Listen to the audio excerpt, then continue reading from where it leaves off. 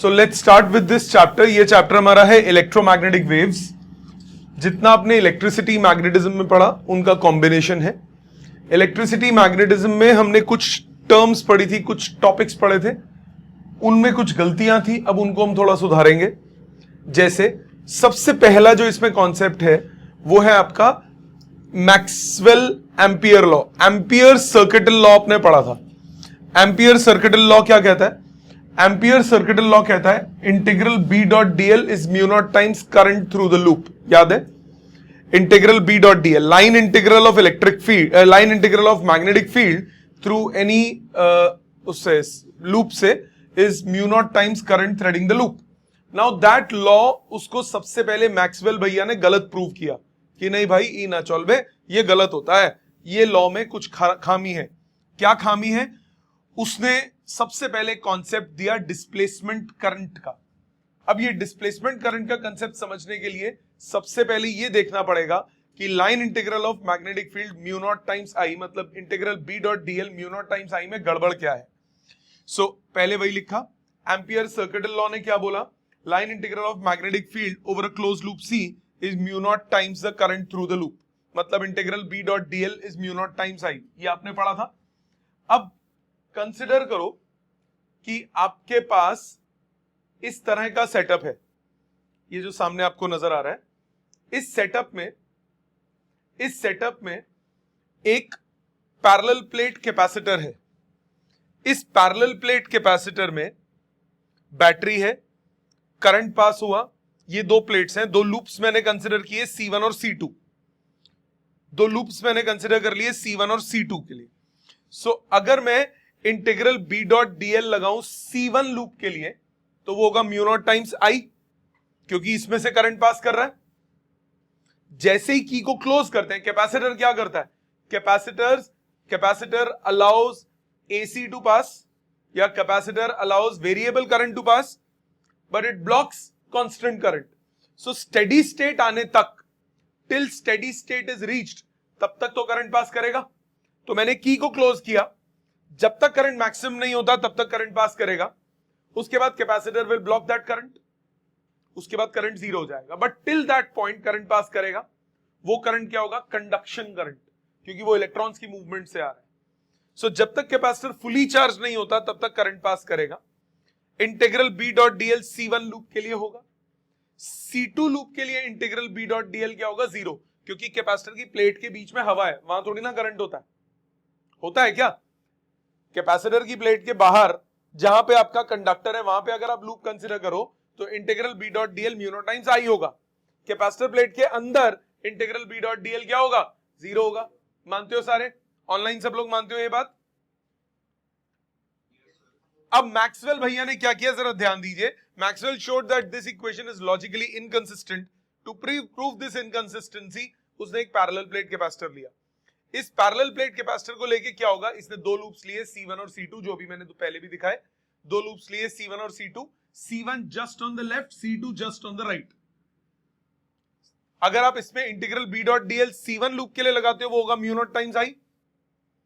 अगर आप integral B dot DL C2 loop के लिए लगाते हो वो होगा जीरो, क्योंकि C2 लूप अंदर है प्लेट्स में, उसमें कोई करंट नहीं है। म्यू नॉट टाइम्स आई की वैल्यू क्या होगी? जीरो। इसका मतलब प्लेट के जस्ट लेफ्ट साइड पे मैग्नेटिक फील्ड है, प्लेट के जस्ट राइट साइड पे मैग्नेटिक फील्ड क्या हो गई? जीरो। मतलब मैग्नेटिक फील्ड क्या हो गई? डिसकंटिन्यूअस। आपने मैग्नेटिक फील्ड में, मैग्नेटिक लाइंस ऑफ फोर्सेस में प्रॉपर्टी पढ़ी है, क्या पढ़ी है? कंटिन्यूअस होती है। So imagine the loop C1 और C2, तो दोनों के इक्वल होने चाहिए। अगर दोनों के इक्वल होने चाहिए तो ये इनकंसिस्टेंट हो गया ना, क्योंकि एक जीरो है और एक म्यू नॉट टाइम्स आई है। तो इस इक्वेशन में कुछ झोल है, इस इक्वेशन में कुछ गड़बड़ है। तो मैक्सवेल ने क्या बोला, पहले ध्यान से सुनिएगा फिर इसको देखेंगे। मैक्सवेल ने क्या बोला कि integral B dot DL left loop में करंट जहां पे है वहां पे म्यू नॉट टाइम्स आई है, मतलब वहां मैग्नेटिक फील्ड एग्जिस्ट करती है, बीच में नहीं करती, फिर दोबारा एग्जिस्ट करती है। इसका मतलब ये डिसकंटिन्यूटी है। इस डिसकंटिन्यूटी के उसने क्या बोला? आपने एक फैराडेज लॉज पढ़े। फैराडे लॉ ने क्या बोला? ईएमएफ इज इंड्यूस्ड कब? whenever there is a change in magnetic flux. EMF is induced whenever there is a change in magnetic flux. Faraday ने क्या बोला कि नेचर में ना बड़ी सिमेट्री है. अगर मैग्नेटिक फ्लक्स में चेंज आ रहा है तो ईएमएफ इंड्यूस हो रही है, मतलब इलेक्ट्रिक फील्ड प्रोड्यूस हो रही है. उसने बोला इसका वाइस वर्सा भी ट्रू है. मतलब अगर इलेक्ट्रिक फ्लक्स में चेंज आएगा तो मैग्नेटिक प्रोड्यूस होगी. दोबारा, पहले क्या बोला फैराडे भैया ने, क्या बोला था कि अगर मैग्नेटिक फ्लक्स में चेंज आता है तो ईएमएफ इंड्यूस होती है, मतलब इलेक्ट्रिकल इफेक्ट इंड्यूस हो जाता है. मैक्सवेल ने क्या बोला कि जब इलेक्ट्रिक फ्लक्स में चेंज आता है तो मैग्नेटिक फील्ड इंड्यूस हो जाती है. उल्टा कर दिया. नेचर में सिमेट्री है, एक फील्ड में चेंज आएगा दूसरी प्रोड्यूस हो जाएगी. सो इसमें हो क्या रहा है प्लीज ध्यान दीजिएगा. जब मैंने बैटरी कनेक्ट की है, की को क्लोज किया, ये कैपेसिटर की प्लेट्स है. कैपेसिटर की प्लेट्स धीरे धीरे धीरे धीरे चार्ज हो रही है. जब तक चार्ज हो रही है तब तक करंट फ्लो कर रहा है. जब तक कैपेसिटर की प्लेट्स चार्ज हो रही है तब तक अंदर इलेक्ट्रिक फील्ड बढ़ती जा रही है. जब तक अंदर इलेक्ट्रिक फील्ड बढ़ती जा रही है तब तक अंदर इलेक्ट्रिक फ्लक्स बढ़ता जा रहा है. जब तक अंदर इलेक्ट्रिक फ्लक्स बढ़ता जाएगा तब तक क्या प्रोड्यूस होगी? Magnetic field. दोबारा से सुनो, मैंने क्या बोला? फैराडे मैंने नहीं बोला, फैराडे ने पहले क्या बोला? Whenever there is a change in magnetic flux, EMF is induced, मतलब इलेक्ट्रिकल इफेक्ट इज प्रोड्यूस्ड. यहां मैक्सवेल ने उसको क्या बोला? उसका रिवर्स भी ट्रू है. Whenever there is a change in electric flux, magnetic field is induced. So in this situation, in the case of capacitor which we were talking about, जैसे ही मैं की को क्लोज करता हूं, current start increasing. Once the current start increasing, the amount of flux, the amount of charge on the capacitor will start increasing till it reaches the maximum value. Now when it start increasing, what will happen? Electric flux will keep on increasing because charging बढ़ रही है. एक पे positive बढ़ता जा रहा है, दूसरे पे नेगेटिव बढ़ता जा रहा है. बीच में फील्ड क्या होगी? इंक्रीज होती जाएगी. इलेक्ट्रिक फ्लक्स बढ़ेगा. इलेक्ट्रिक फ्लक्स बढ़ेगा तो क्या होगा? Magnetic field induce. अब मैग्नेटिक फील्ड का सोर्स कौन होता है? या तो मैग्नेटिक फील्ड का सोर्स होता है मैग्नेट, या होता है करंट.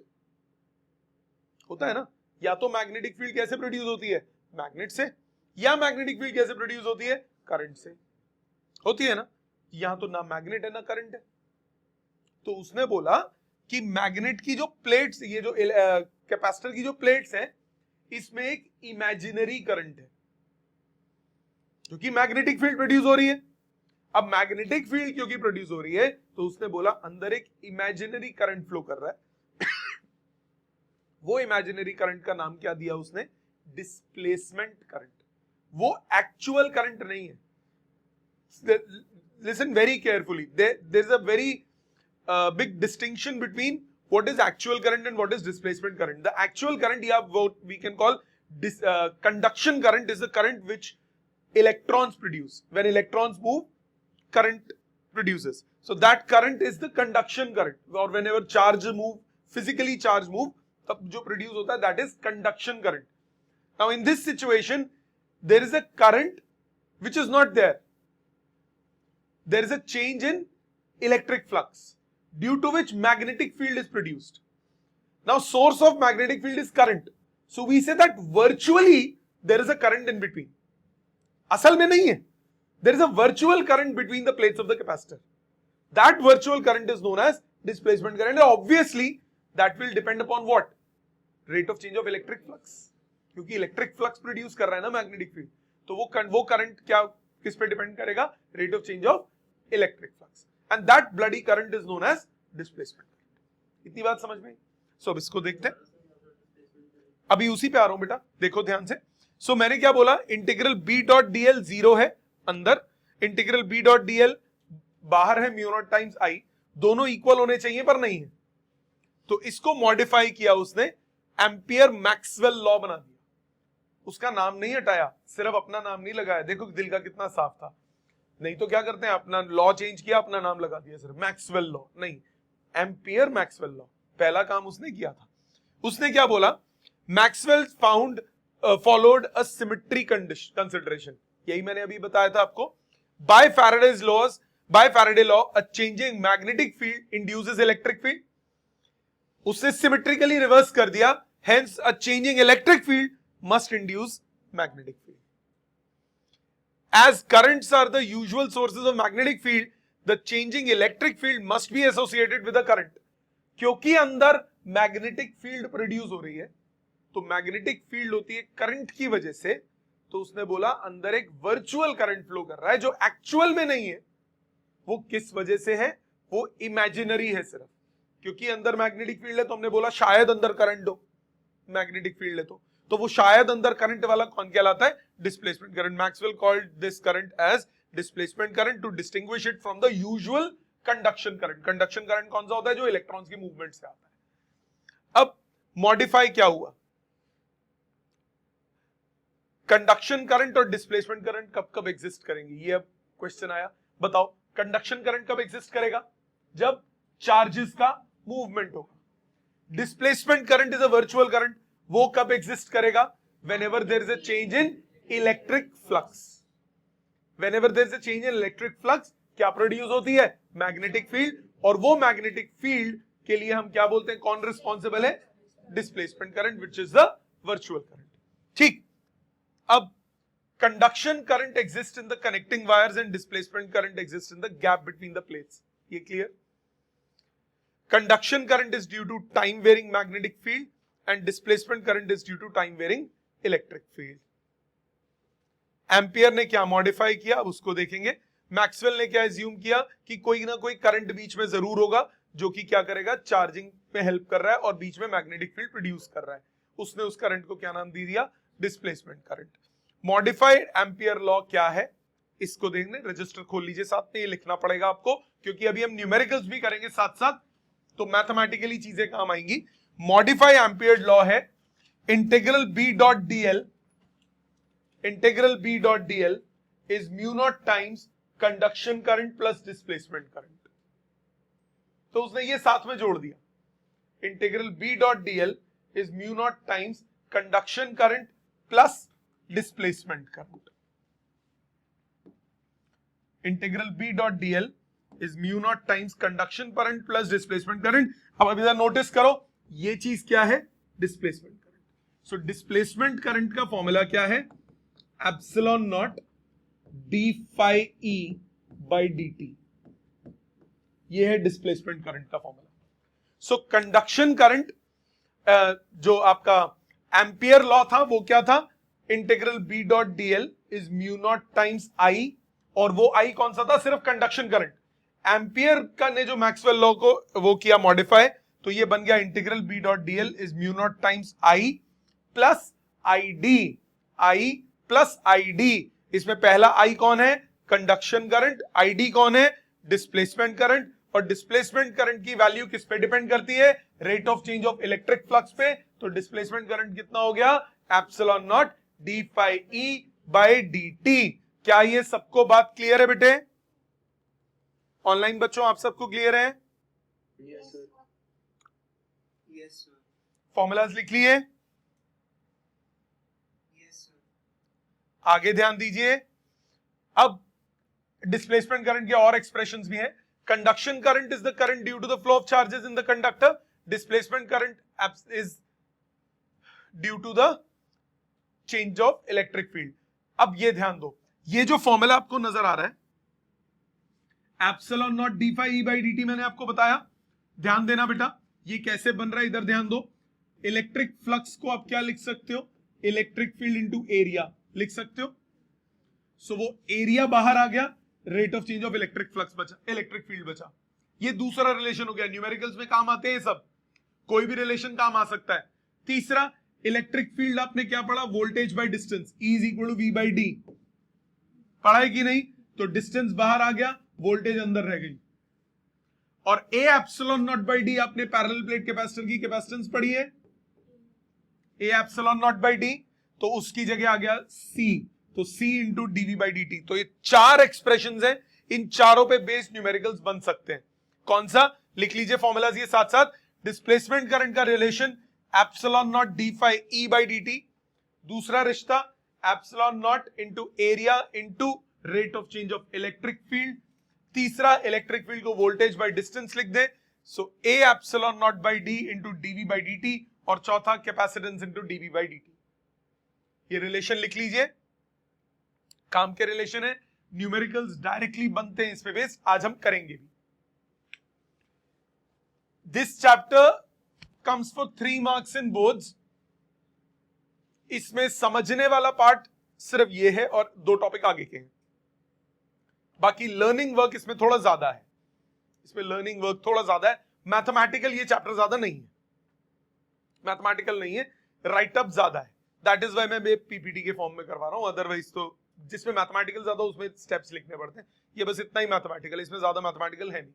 ये एक्सप्रेशन लिख लिया सबने, ऑनलाइन सबको क्लियर यहां तक? अब डिस्प्लेसमेंट करंट कंडक्शन करंट के बराबर होता है, ये क्यों होता है अभी 2 मिनट दो, अभी समझाता हूं। एक लाइन यहां लिखी which is very very important. क्यों? ध्यान दो, स्टेटमेंट का मतलब समझो।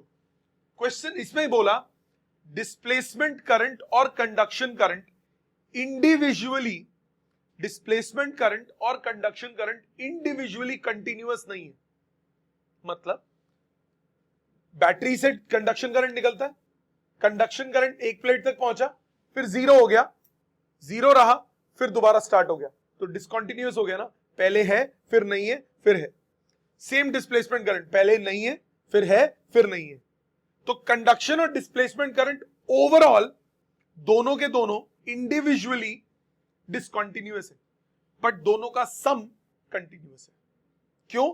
एक ऊपर मैंने स्टेटमेंट लिखी, कंडक्शन करंट डिस्प्लेसमेंट करंट के बराबर है।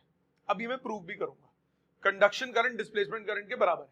तो सपोज कंडक्शन करंट 5 एम्पियर है, सपोज डिस्प्लेसमेंट करंट भी यानी 5 एम्पियर होगा, तो जब वायर में बात करूंगा तो 5 एम्पियर कंडक्शन करंट फ्लो करेगा, गैप में बात करूंगा तो 5 एम्पियर डिस्प्लेसमेंट करंट फ्लो करेगा, फिर 5 एम्पियर कंडक्शन करंट फ्लो करेगा।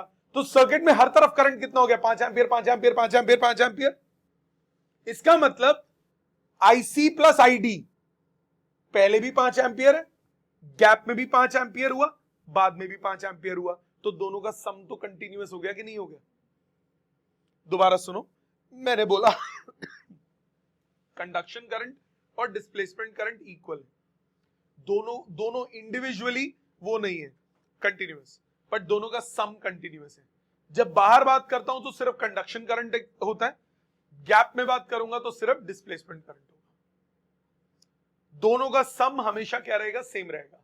अब इसको मैथमेटिकली प्रूव करते हैं, कंसिस्टेंसी या ये कंटिन्यूटी। यही प्लेट्स 2 कंसिडर की, C1 के लिए फ्लक्स नहीं है, integral B dot DL mu naught times I हुआ, C2 के लिए integral B dot DL I0 है ना, अंदर I0 है। इसमें क्या हुआ देखो, इस सिचुएशन में C1 लूप के लिए ID की वैल्यू 0 है, ID 0 था, तो mu naught times I plus ID सिर्फ क्या बन गया? Mu naught times I। जो C2 लूप है उसके लिए B dot DL mu naught times epsilon naught D phi by D T. क्यों? ये क्या है? ये डिस्प्लेसमेंट करंट है। इसमें I कितना है? कंडक्शन करंट क्या है? 0। इसमें सिर्फ क्या है? डिस्प्लेसमेंट करंट है कि नहीं? अब फ्लक्स को क्या लिख सकते हो? फ्लक्स होता है गॉस थ्योरम के हिसाब से चार्ज बाय एप्सिलॉन नॉट। ये क्या लगाया मैंने? Gauss theorem. Epsilon not cancel हो गए, dq बाई dt, और dq बाई dt क्या है? करंट है कि नहीं है? dq बाई dt करंट होता है कि नहीं होता? होता है कि नहीं होता बेटा? dq बाई dt करंट होता है कि नहीं होता? ऑनलाइन सबको बात क्लियर?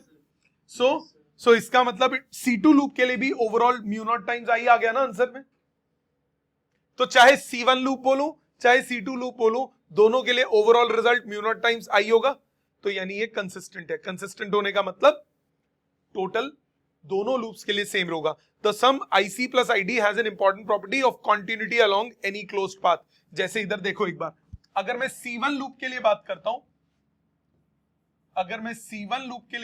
हूं, तो I कंडक्शन करंट है, डिस्प्लेसमेंट करंट 0 है, तो IC प्लस ID की वैल्यू कितनी हो गई? I के बराबर।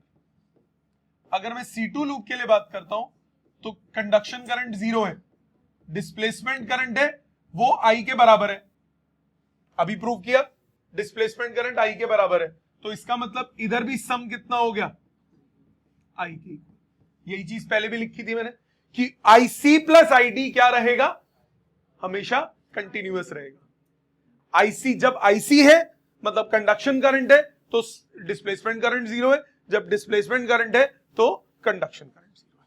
सबको समझ में आ गया? So the sum IC plus ID has an important property of continuity along any closed path even when individually IC and ID may not be continuous. The sum IC plus ID has the same value along the entire path, both inside and outside the capacitor. So अब ये law जो है ampere circuital law, अब ये complete हो गया। तो ampere circuital law को थोड़ा सा मॉडिफाई किया, अब उसको हमने पूरा कर दिया। ओवरऑल रिजल्ट क्या हुआ? Integral B dot DL is mu naught times I plus ID। तो अब इसमें भी 1 मार्कर क्वेश्चंस आ जाते हैं ये इस प्रॉपर्टी पे बेस्ड। कैसे? कहता है कि डाटा दिया होगा, थोड़ा सा इनसफिशिएंट डाटा होगा, उसमें बोला होगा कंडक्शन, उसी डाटा में बीच में वैल्यू ठेल दी होगी कि लेट्स से कंडक्शन करंट की वैल्यू ठेल दी 1.2 एम्पियर्स। डाटा दिया होगा, कैपेसिटी वगैरह नहीं दी होगी, डाटा मिसिंग होगा, कहेगा बताओ डिस्प्लेसमेंट करंट क्या होगा। अब बच्चे परेशान हो जाएंगे कि यार डिस्प्लेसमेंट करंट का तो फॉर्मूला ही नहीं लग रहा। सिंपल बात, डिस्प्लेसमेंट करंट किसके बराबर होता है? Conduction current. तो 1.2 है तो वो भी 1.2 है, बाकी सब डाटा रिडंडेंट है, किसी का कोई काम नहीं है। सो ओवरऑल जो कंडक्शन करंट है वही कैपेसिटर के बीच में क्या बन जाता है? Displacement current. तो 1 एम्पियर सपोज बैटरी से निकल रहा है तो 1 एम्पियर कंडक्शन की फॉर्म में होगा। जब कैपेसिटर से पास होगा तो 1 एम्पियर ही होगा, बट अब किस फॉर्म में होगा? डिस्प्लेसमेंट की फॉर्म में, फिर वापस कंडक्शन की फॉर्म में 1 एम्पियर। कंसेप्ट समझ में आ गया? सबको क्लियर? ऑनलाइन सबको क्लियर बेटा? इतना लिखो पहले, इतना ये लिख लो बेटा, ये वाला पेज लिख लो, ये बहुत इंपॉर्टेंट है। आगे ध्यान दीजिए। अब इसके बाद अगर मेरे पास पैरेलल प्लेट कैपेसिटर थी, ध्यान दो बेटा, पैरेलल प्लेट कैपेसिटर में बीच में इलेक्ट्रिक फील्ड थी, इलेक्ट्रिक फ्लक्स चेंज हुआ था, मैग्नेटिक फील्ड प्रोड्यूस हुई थी। अब अगर उस मैग्नेटिक फील्ड की वैल्यू निकालनी है जो पैरेलल प्लेट कैपेसिटर के बीच में इंड्यूस हो रही है, एम्पियर सर्किटल लॉ जैसे लगाते थे वही लगेगा। फर्क क्या आ जाएगा? फर्क क्या आ जाएगा? करंट की जगह क्या यूज करोगे? Displacement current. आपको याद है एम्पियर सर्किटल लॉ की सबसे पहली एप्लीकेशन एक की थी, सबसे पहली एप्लीकेशन जिसमें ये करंट कैरिंग कंडक्टर था, मैग्नेटिक फील्ड निकालनी थी इन एंड अराउंड। याद आया? नहीं याद? दोबारा सुनो। ये करंट कैरिंग कंडक्टर था, बाहर निकालना था तो बाहर लूप कंसिडर किया। Integral B dot DL is equal to mu naught times current through the loop. Integral B dot DL is mu naught times current through the loop, तो उससे B निकाला था। फिर ऑन द सरफेस कंसिडर किया, small r को capital R के बराबर ले लिया था। फिर इनसाइड कंसिडर किया। इनसाइड क्या कंसिडर करोगे? इनसाइड अगर आप एक लूप कंसिडर करोगे तो आपको 2 केस बनते थे, एक अगर करंट सिर्फ आउटर सरफेस में, एक जब पूरे क्रॉस सेक्शन से जा रहा है। तो यहां पे वही चीज है, पैरेलल प्लेट कैपेसिटर को आप एक मोटी वायर कंसिडर कर लो, उस वायर के पूरे क्रॉस सेक्शन से करंट पास हो रहा है, उस वायर के पूरे क्रॉस सेक्शन से एक वर्चुअल करंट पास हो रहा है, which is what? Displacement current. और यहां पे भी वही करोगे, करंट पर यूनिट एरिया निकालोगे, उसमें भी निकाला था current density, current per unit area निकालोगे और बी कैलकुलेट करोगे। लेट्स सी, आपको बोला अगर आपको मैग्नेटिक फील्ड निकालनी है with respect to the axis, so magnetic field at different points from the axis can be estimated through using displacement current. उसमें कैसे निकाला था? Using conduction current. सो ये क्रॉस सेक्शन हमने बना दिया, मैग्नेटिक फील्ड बीच में है। सो यहां पे मैंने एक लूप कंसिडर किया स्मॉल r रेडियस का, ओवरऑल बड़ा रेडियस ओवरऑल कितना है? Capital R। So cross section है इलेक्ट्रिकल फील्ड का between the plates of the condenser having the plates of radius R। अब electric field is acting into the paper. Magnetic field distance R पे कैसे obtain करोगे? Obtain करने के लिए आपको एम्पियर सर्किटल लॉ लगाना पड़ेगा। Magnetic field at distance R from the axis is obtained, integral B dot DL is mu naught times displacement current. यहां तक कोई दिक्कत? अब B इंटू 2 पाई R ये कहां से आया? ये कौन सा एक्सप्रेशन है बताओ? ये वाला एक्सप्रेशन कहां से आया? Current density. किसी भी सेक्शन में, इस पूरे सेक्शन में करंट है I, ID, so current per unit area हो गया ID upon pi R square. ये हो गया current per unit area ID upon pi R square. और जो भी आप सेक्शन ले रहे हो उस एरिया में कितना होगा, into pi R square, pi से पाई कट गया, तो ID upon pi R square हो गया current per unit area, current per unit area into area जो हमने कंसिडर किया। सो इससे हमारे पास बी का एक्सप्रेशन आया mu naught upon 2 pi I R I D R by R square. याद है उसमें भी अगर आप इनसाइड निकालते थे तो ग्राफ कैसा बनता था, पहले स्ट्रेट लाइन बनता था फिर इनवर्सली प्रोपोर्शनल हो जाता था, याद है? एग्जैक्ट सेम इसमें बनेगा, एग्जैक्ट सेम। तो ऑन द सरफेस तक ही हमें चेक करना है अगर, तो इंटीग्रल तब क्या बनेगा, डायरेक्टली डायरेक्ट प्रोपोर्शन बनेगा। सो magnetic field along the axis, अगर मैं एक्सिस पे बात करूं तो वहां पे कितनी होगी, 0। देखो फॉर्मूला एक्सप्लेन, फॉर्मूले देखो, mu naught upon 2 pi I D into R by R square expression आया। तो ऑन द एक्सिस बात करूंगा तो आर कितना हो गया, 0। ये ऐसे है ना, ये पैरेलल प्लेट कैपेसिटर है, ऑन द एक्सिस ये हो गया, ऑन द एक्सिस पे ये मैंने लूप कंसिडर किया है, ऑन द एक्सिस पे स्मॉल आर की वैल्यू क्या हो गई, 0। तो स्मॉल आर 0 हो गया तो मैग्नेटिक फील्ड कितनी हो गई, 0। ऑन द सरफेस क्या होगी, मैक्सिमम, ऑन द सरफेस क्या होगी, मैक्सिमम। कैपिटल आर मतलब ऑन द सरफेस पे क्या हो गई, मैक्सिमम। और बाद में अदरवाइज क्यू अगर चेंज, रेट ऑफ चेंज है तो डिस्प्लेसमेंट करंट कैसे निकालोगे, dq बाई dt। इसमें कोई दिक्कत, श्योर? ऑनलाइन सबको क्लियर बेटा? ये एक्सप्रेशंस लिखोगे, ये एक्सप्रेशन दोबारा देखो क्या बोला। पहली बात, integral b dot dl mu naught times I D होगा, ये बात सबको क्लियर है। आईडी अगर मुझे निकालना है, मेरे को एक छोटे से सेक्शन में कितना आईडी है वो निकालना है, ओवरऑल पूरे में आईडी फ्लो कर रहा है, सिर्फ इतने क्रॉस सेक्शन में कितना आईडी का पार्ट फ्लो करेगा पहले वो निकालना पड़ेगा। सिर्फ इतने क्रॉस सेक्शन में, सिर्फ इतने क्रॉस सेक्शन में कितना निकालोगे, म्यू नॉट टाइम्स आईडी, यहां पे कितना डिस्प्लेसमेंट करंट होगा इतने सेक्शन में, वो निकाल लिया करंट डेंसिटी से, current per unit area. So ID upon pi R square हो गया current per unit area multiplied by this bloody area. तो मेरे पास इतने एरिया का करंट आ जाएगा कि नहीं आ जाएगा, कितना सेक्शन में फ्लो हुआ, उसको बस सब्स्टिट्यूट कर दिया, सिंप्लीफाई करा, बी का एक्सप्रेशन आ गया। साथ में लिख लो, बी का एक्सप्रेशन ये है, इनसाइड अगर आपको निकालना हो तो एक्सप्रेशन है mu naught upon 2 pi I D into small R by capital R का स्क्वायर। आप घर जाके एम्पियर सर्किट लॉ ढूंढना, उसकी पहली एप्लीकेशन एग्जैक्ट सेम एक्सप्रेशन आया, आईडी की जगह आई लिखा हुआ है सिर्फ उसमें, बाकी exact word to word same expression है, आईडी की जगह उसमें आई है, बाकी सब कुछ सेम है, कोई फर्क नहीं है, रत्ती भर भी फर्क नहीं है। हाँ जी बेटे, दोनों की वैल्यू तो सेम, आईडी और आई की वैल्यू बिल्कुल सेम होगी, तभी तो बेटा हमने बोला ना कि वो कंटिन्यूटी रहेगी।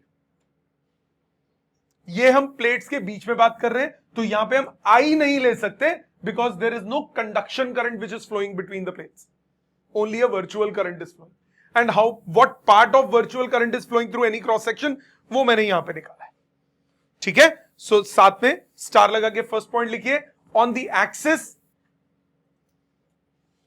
on the axis magnetic field is 0, bracket में लिख लो because r is 0,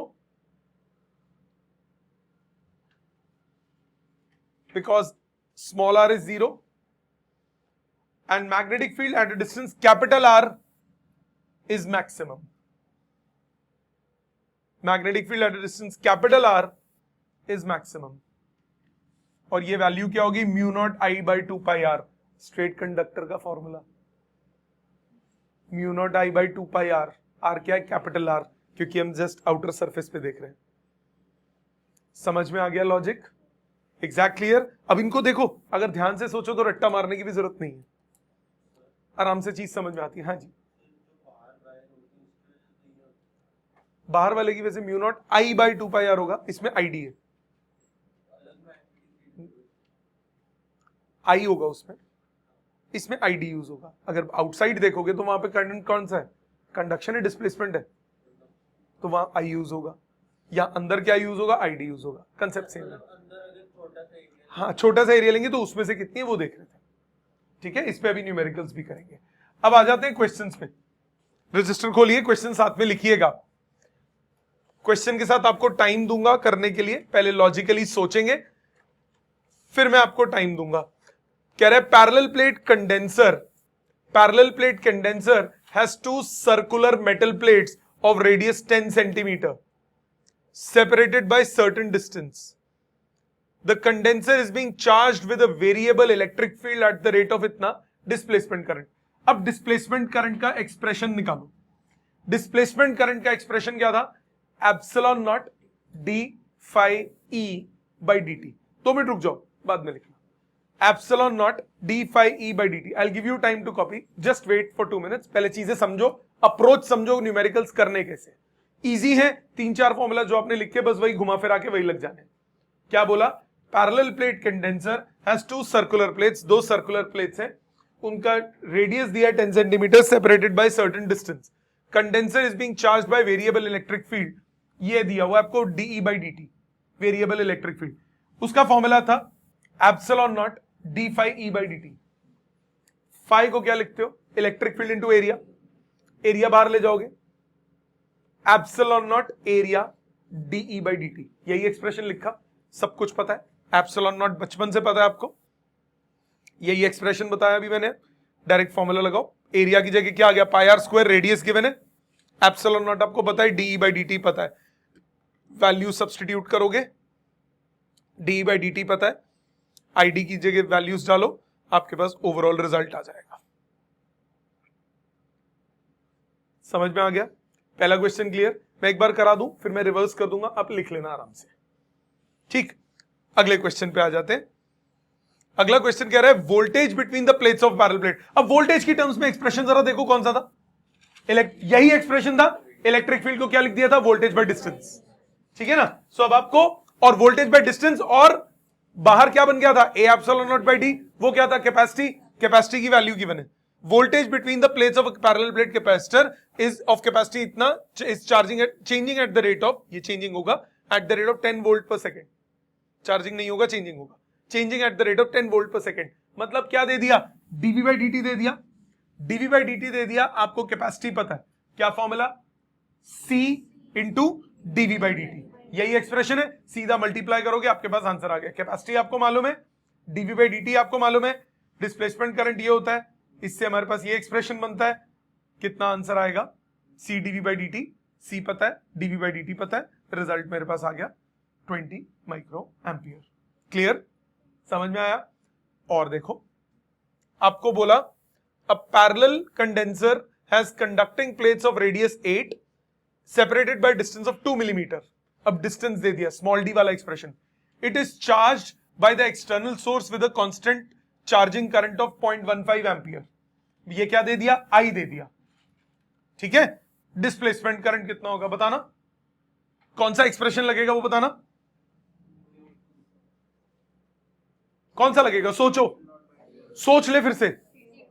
सेम होगा, कोई नहीं लगेगा। डिस्प्लेसमेंट करंट कंडक्शन करंट के बराबर होता है। क्या बोला था मैंने? डाटा दिया होगा, फालतू दूसरा डाटा दिया होगा, कंडक्शन करंट बीच में घुसेड़ दिया होगा और बोलेगा बताओ डिस्प्लेसमेंट करंट क्या है। तो कंडक्शन करंट डिस्प्लेसमेंट करंट बराबर होते हैं कि नहीं होते? कंडक्शन करंट डिस्प्लेसमेंट करंट के बराबर होता है। ये सब डाटा फालतू है। कंडक्शन करंट हो गया सीधा सीधा 0.15 एम्पियर, ये गिवन है, और डिस्प्लेसमेंट करंट कंडक्शन करंट के बराबर है। आंसर हो गया 0.15 एम्पियर। Got it? सबको समझ में आ गई वैरायटी क्वेश्चंस की? और देखो, आपको बोला condenser having circular plates having radius 2 and separated by distance of 3 millimeter it is charged with a current of 0.1 ampere। ये क्या दे दिया? I दे दिया, I दे दिया, और यही ID भी होगा। I दे दिया और यही ID भी होगा। एरिया पता है, डिस्टेंस पता है, पोटेंशियल डिफरेंस निकालना है। पोटेंशियल डिफरेंस कैसे निकालोगे? रेडियस आपको पता है, डिस्टेंस आपको पता है, करंट आपको पता है, dV by dt आपको निकालना है। अब जो करंट है वही क्या है? डिस्प्लेसमेंट करंट, कंडक्शन करंट दोनों सेम होते हैं। वोल्टेज की टर्म्स में क्या फॉर्मूला पढ़ा? A epsilon naught by D into DV by D T, यही पढ़ा? पक्का? श्योर? चेक करो। A epsilon naught by D into DV by D T मतलब C times DV by D T. मतलब A epsilon naught upon D DV by dt। Area निकल जाएगा pi R square, epsilon naught तो बचपन से पता है, डी पता है और आई पता है, डीवी बाई dt कैलकुलेट हो जाएगा। डायरेक्ट एक्सप्रेशंस डालिए, डीवी बाई dt कैलकुलेट कर लीजिए। लॉजिक सबको समझ में आ गया? ऑनलाइन सबको क्लियर है बेटे? ऑनलाइन सबको क्लियर है? श्योर? और देखते हैं फिर इसी बात पे। आपको बोला parallel plate condenser of capacity इतना is connected to 230 volt of AC supply of 300 radians per second frequency. Radians per second है तो ये फ्रीक्वेंसी नहीं है, ये क्या है? Angular frequency. यूनिट्स का ध्यान रखो, रेडियंस पर सेकंड है। अगर फ्रीक्वेंसी होता सिंपल वाला 1 अपॉन टाइम वाला तो हर्ट्ज में दिया होता या पर सेकंड दिया होता, सिर्फ रेडियन पर सेकंड नहीं दिया होता। रेडियन पर सेकंड है तो ये ओमेगा दिया है। RMS value of displacement current निकालना है। ओ ये थोड़ा डिफरेंट हो गया। RMS value of displacement current, capacity आपको मालूम है, कैपेसिटी आपको मालूम है, ओमेगा आपको मालूम है। कैपेसिटी पता है, वोल्टेज पता है, ओमेगा पता है। आरएमएस कितना हो जाएगा? Voltage into voltage upon XC. पढ़ा है आपने? I is equal to V by XC. XC क्या होता है? 1 अपॉन ओमेगा सी। तो ओमेगा सी ऊपर चला गया, ओमेगा सी ऊपर चला गया। ये क्या होगा? वोल्टेज कौन सी है? ये 230 वोल्ट। कौन सी वोल्टेज होगी? आरएमएस। तो यहां पे वोल्टेज आरएमएस डालोगे तो करंट कौन सा आएगा? आरएमएस। तो आई आरएमएस कितना हो गया? सीधी वैल्यू डालो, आंसर आ गया। ठीक है, समझ में आ गया सबको? और ये अगर बोला होता डिस्प्लेसमेंट करंट, जो कि बोला है आई आरएमएस, ये कौन सा निकाला आपने? Conduction current. और यही किसके बराबर होगा? Displacement current. तो चाहे आप डिस्प्लेसमेंट करंट का एक्सप्रेशन लगा के कंडक्शन निकालो, चाहे कंडक्शन का कोई भी एक्सप्रेशन लगा के डिस्प्लेसमेंट निकालो, कोई फर्क नहीं पड़ता, क्योंकि दोनों हमेशा क्या है? आपस में बराबर। ठीक। और देखिए, parallel plate capacitor of plate separation 4 area 40 is connected to 400 volt source. Value of displacement current for 10 to power minus 4 seconds is. कैसे करोगे? आपको स्मॉल डी दिया हुआ है, एरिया दिया हुआ है, वोल्टेज दिया हुआ है। स्मॉल डी दिया, एरिया दे दिया, वोल्टेज दे दिया, टाइम दे दिया। आपको निकाल, वो आईडी का फॉर्मूला क्या होता है? A epsilon naught by D into DV by D T into DV by D T. 400 volt का सोर्स है तो वोल्टेज होगी 400 और टाइम आपको दिया है, सब कुछ मालूम है, डायरेक्ट एक्सप्रेशन लगना है। क्लियर? सबको समझ में आ गया बेटे यहां तक? अगला, condenser has 2 conducting plates of radius इतना separated by distance of 5। Radius दे दिया, स्मॉल डी दे दिया। इट चार्जेस होगा, इज नहीं होगा, it charges with a constant current of 0.15 ampere magnetic field. अब ये काम का है, charges with a constant current. तो ये क्या दे दिया आपको? आई दे दिया, जो कि आईडी के बराबर होता है। ठीक है, magnetic field 2 centimetre from the gap, ये आपको निकालना है। कितना होगा? मतलब पूरा नहीं, 2 सेंटीमीटर, टोटल 10 सेंटीमीटर है। ध्यान देना, ये 10 सेंटीमीटर का एरिया प्लेट्स का है। आपको कहां निकालना है? 2 सेंटीमीटर फ्रॉम द गैप। तो ये 2 सेंटीमीटर क्या हो गया? Small are. कैपिटल आर कितना हो गया? 10 सेंटीमीटर। अभी एक्सप्रेशन निकाला था, क्या था? Mu naught I D by 2 pi into small R by R square. याद है एक्सप्रेशन? याद है एक्सप्रेशन? अभी निकाला। कैपिटल आर पता है, स्मॉल आर पता है, आई पता है, बी निकालना है। ये रहा फॉर्मूला, डायरेक्ट डायरेक्ट फॉर्मूला, सीधा लगाइए, आपके पास आंसर आ गया। Logic clear? इस टाइप के क्वेश्चन काफी आ रहे हैं पिछले कुछ सालों से एग्जाम में। ठीक। Diameter of the condenser plate is 4. It is charged by an external current of 0.2. External current होगा तो यही displacement current होगा। Maximum magnetic field, maximum magnetic field कहां होती है? Surface पे। तो वो small r क्या formula? Mu naught I by 2 pi capital R, direct formula. So mu naught I by 2 pi capital R. याद आ गया? इसमें कोई शक तो नहीं किसी बच्चे को? ऑनलाइन सबको क्लियर है बेटे ये क्वेश्चन? ठीक। अगला, AC RMS voltage of 2 volt having frequency 50 kilohertz is applied to a condenser of capacity इतना।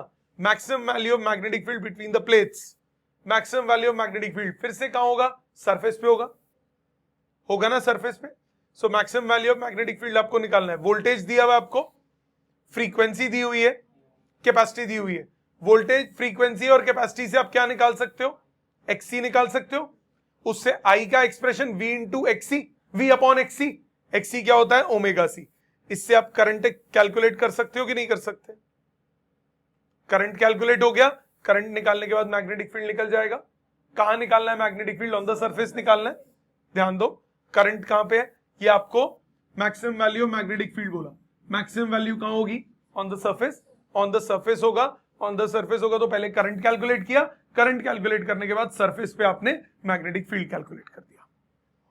ठीक, next, graph representing the variation of induced magnetic field in the gap और उसके बीच में। तो ये कौन सा ग्राफ होगा? ये वही ग्राफ होगा जो आपका उसका था, जो आपने पहले पढ़ा।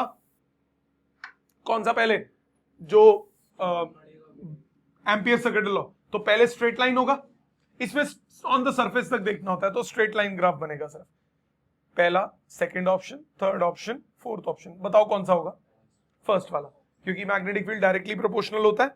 मैग्नेटिक फील्ड डायरेक्टली प्रोपोर्शनल है तो ग्राफ क्या हो गया? Straight line.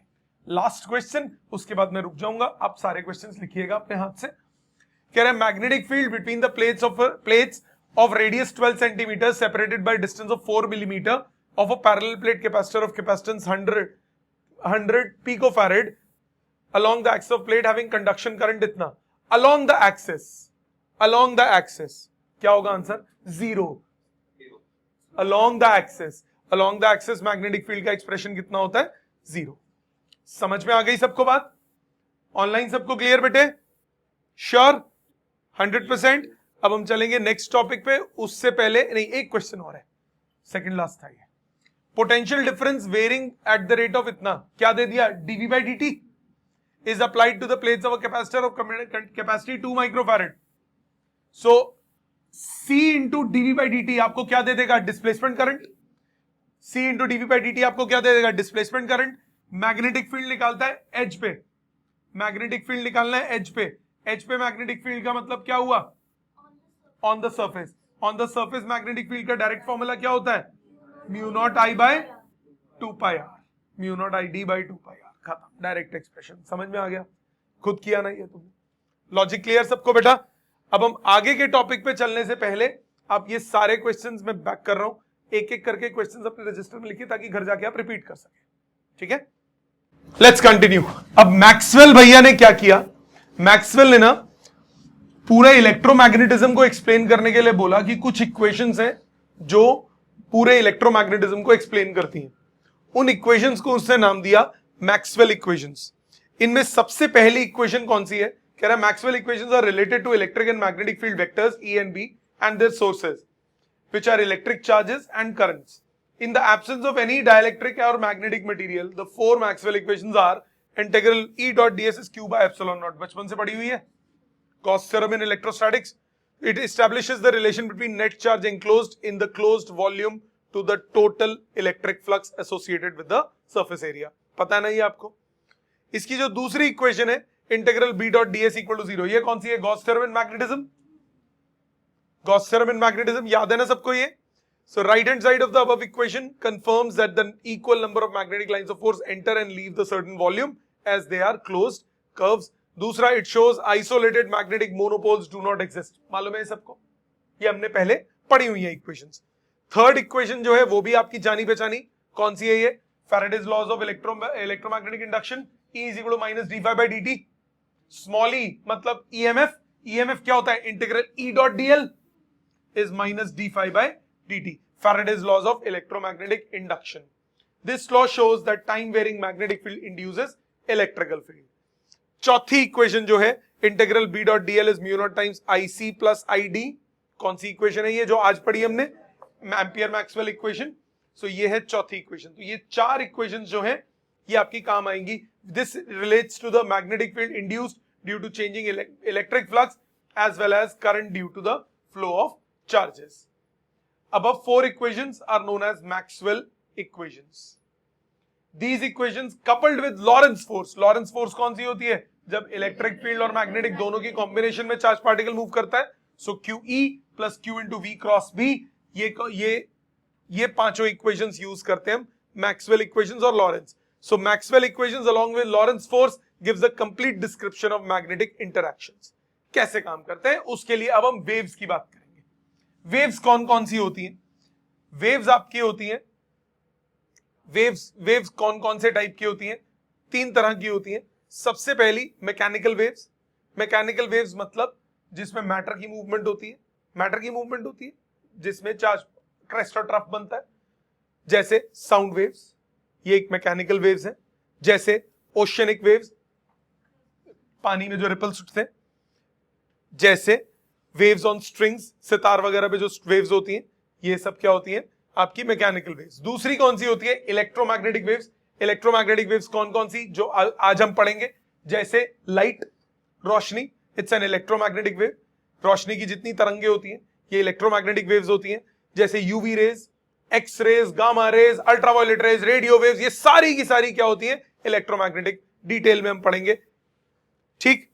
तीसरी होती है मैटर वेव्स. मैटर वेव्स कौन सी होती है? जो आपने उसमें पढ़ी होंगी, कौन सा चैप्टर है? इलेक्ट्रॉन्स में आपने dual nature of matter and radiation पढ़ा है केमिस्ट्री के अंदर. उसमें मैटर वेव्स के बारे में पढ़ा हुआ है. डी ब्रॉगली वेव्स, वो कौन सी होती है? Matter waves. डी ब्रॉगली वाली जो वेव्स हैं वो कौन सी होती है? Matter waves. तो ब्रॉडली वेव्स को आप 3 कैटेगरीज में डिवाइड करते हो, मैकेनिकल, इलेक्ट्रोमैग्नेटिक और मैटर. आज के कंटेंशन में हमारे पास कौन सी है? इलेक्ट्रोमैग्नेटिक. अब इलेक्ट्रोमैग्नेटिक थ्योरी या इलेक्ट्रोमैग्नेटिक वेव है क्या, उसकी अब हम बात करते हैं. थियोरेटिकल अंडरस्टैंडिंग पहले. इलेक्ट्रोमैग्नेटिक ने, ये बात की बात, इलेक्ट्रोमैग्नेटिज्म में हमने क्या बोला? अभी आपको एक चीज बताई कि इलेक्ट्रिक फील्ड अगर कहीं पहले फैराडे ने क्या बोला? मैग्नेटिक फ्लक्स अगर चेंज होता है तो क्या प्रोड्यूस होती है? Electric field. इंड्यूस ईएमएफ मतलब इलेक्ट्रिक फील्ड इंड्यूस हो गई. इलेक्ट्रिक फ्लक्स में अगर चेंज होता है तो मैग्नेटिक. तो मैक्सवेल ने क्या बोला कि नेचर में ना सिमिट्री है. एक टाइप की फील्ड चेंज होती है तो दूसरे टाइप की फील्ड प्रोड्यूस हो जाती है. इससे क्या इफेक्ट हुआ? पहले Coulomb's law and Gauss law explained electric and magnetic forces. Ampere law and Faraday law explained magnetic forces. These laws were verified in many experiments. Maxwell formulated electromagnetic theory, according to which accelerated charge sets up magnetic field in the neighborhood. Charge accelerate करेगा तो magnetic field वो setup करेगा. कैसे करेगा उसकी बात करेंगे.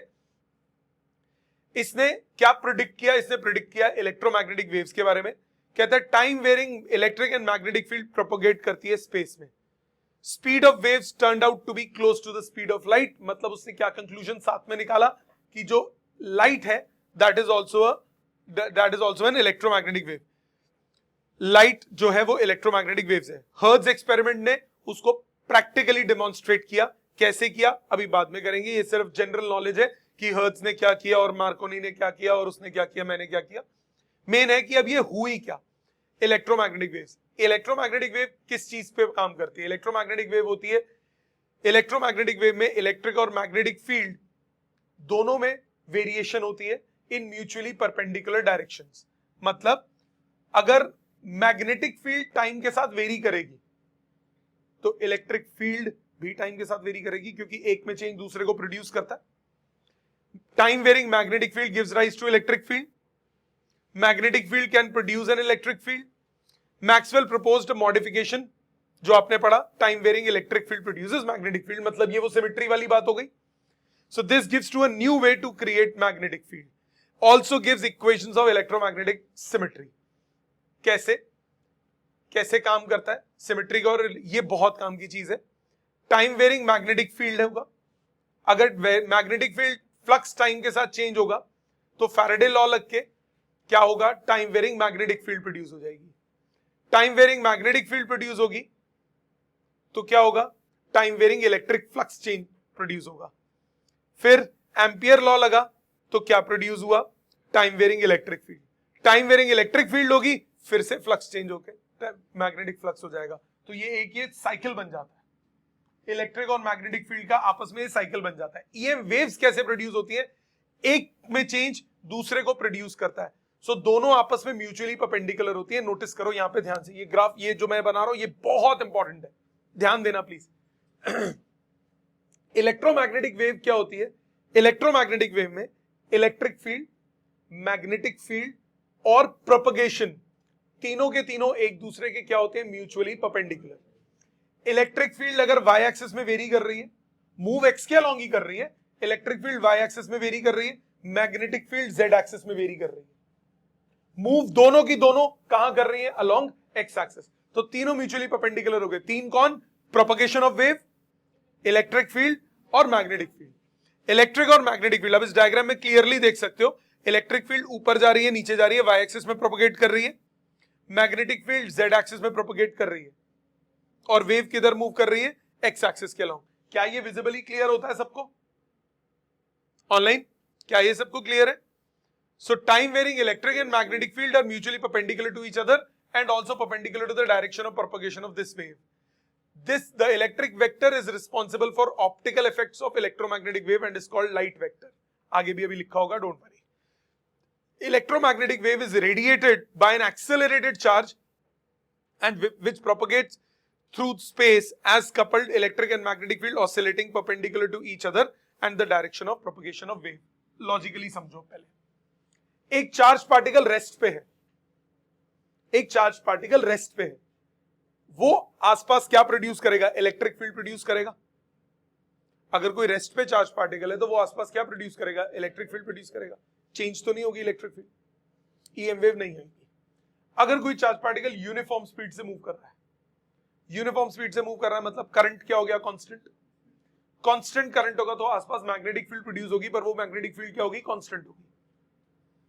अगर कोई चार्ज पार्टिकल एक्सेलरेट कर रहा है तो आसपास वो वेरिंग मैग्नेटिक फील्ड प्रोड्यूस करेगा, वेरिंग इलेक्ट्रिक फील्ड भी प्रोड्यूस करेगा, क्योंकि चार्ज पार्टिकल का मोशन आया तो किसी भी पॉइंट पे इलेक्ट्रिक फील्ड भी वेरी करेगी, मैग्नेटिक भी वेरी करेगी अगर वो एक्सेलरेट करेगा। तो एक्सेलरेटेड चार्ज या ऑसिलेटिंग चार्ज, कौन सा ऑसिलेशन कल किया था, एलसी ऑसिलेशन, याद है? एलसी ऑसिलेशन, पॉजिटिव से इधर गया, इधर आया, फिर इधर से इधर गया, ऑसिलेट कर रहा है। ऑसिलेट कर रहा है मतलब एक्सेलरेट कर रहा है कि नहीं कर रहा?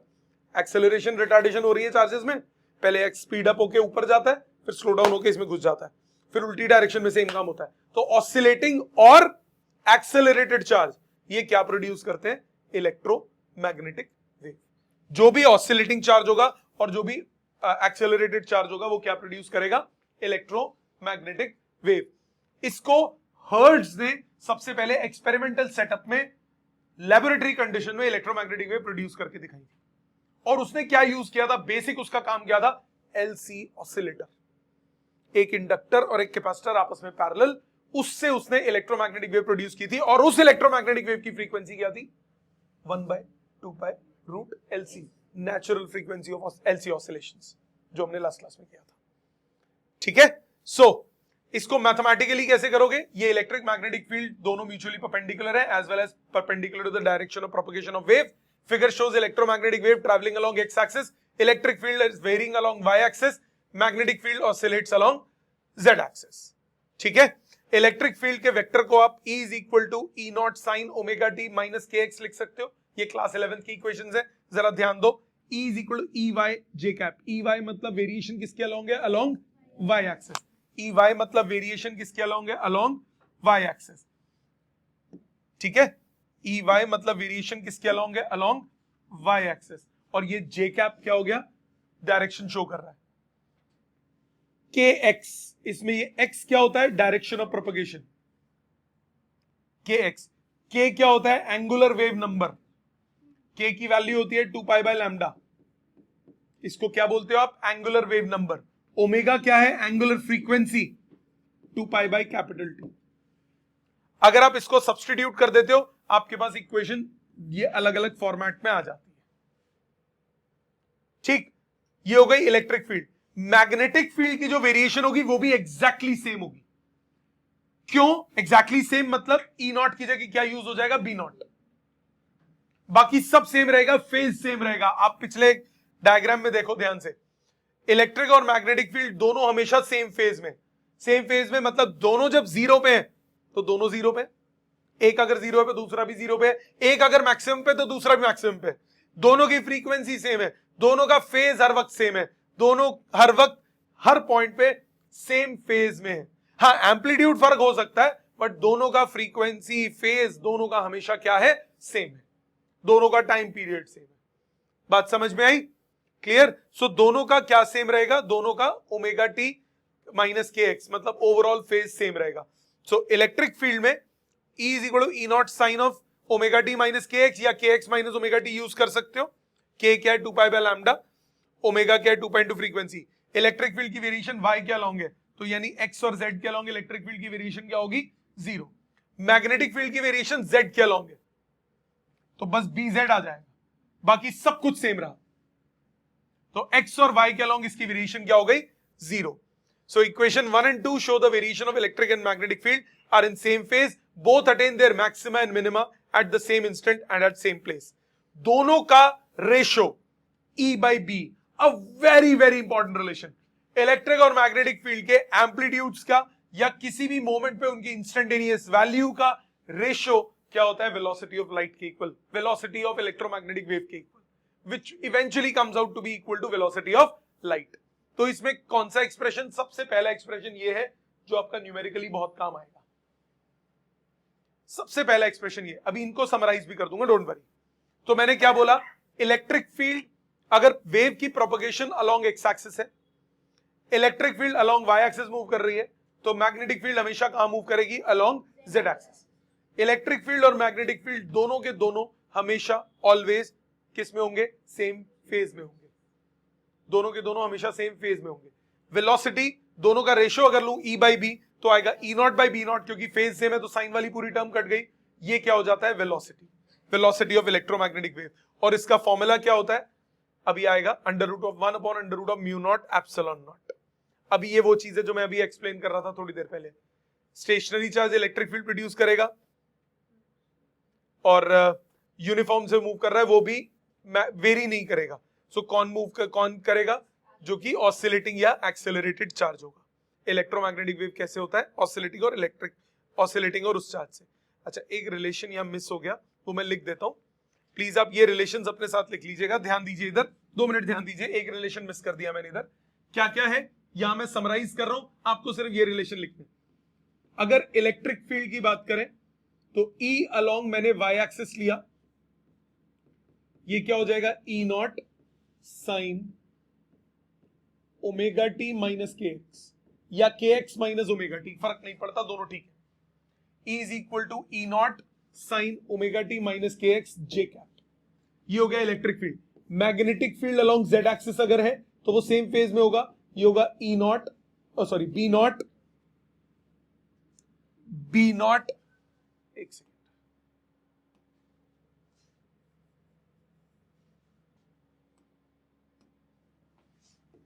B naught sine omega T minus K X. अगर K X minus omega T होगा तो नीचे भी के एक्स माइनस ओमेगा टी होगा। ये हो गया K cap along Z axis.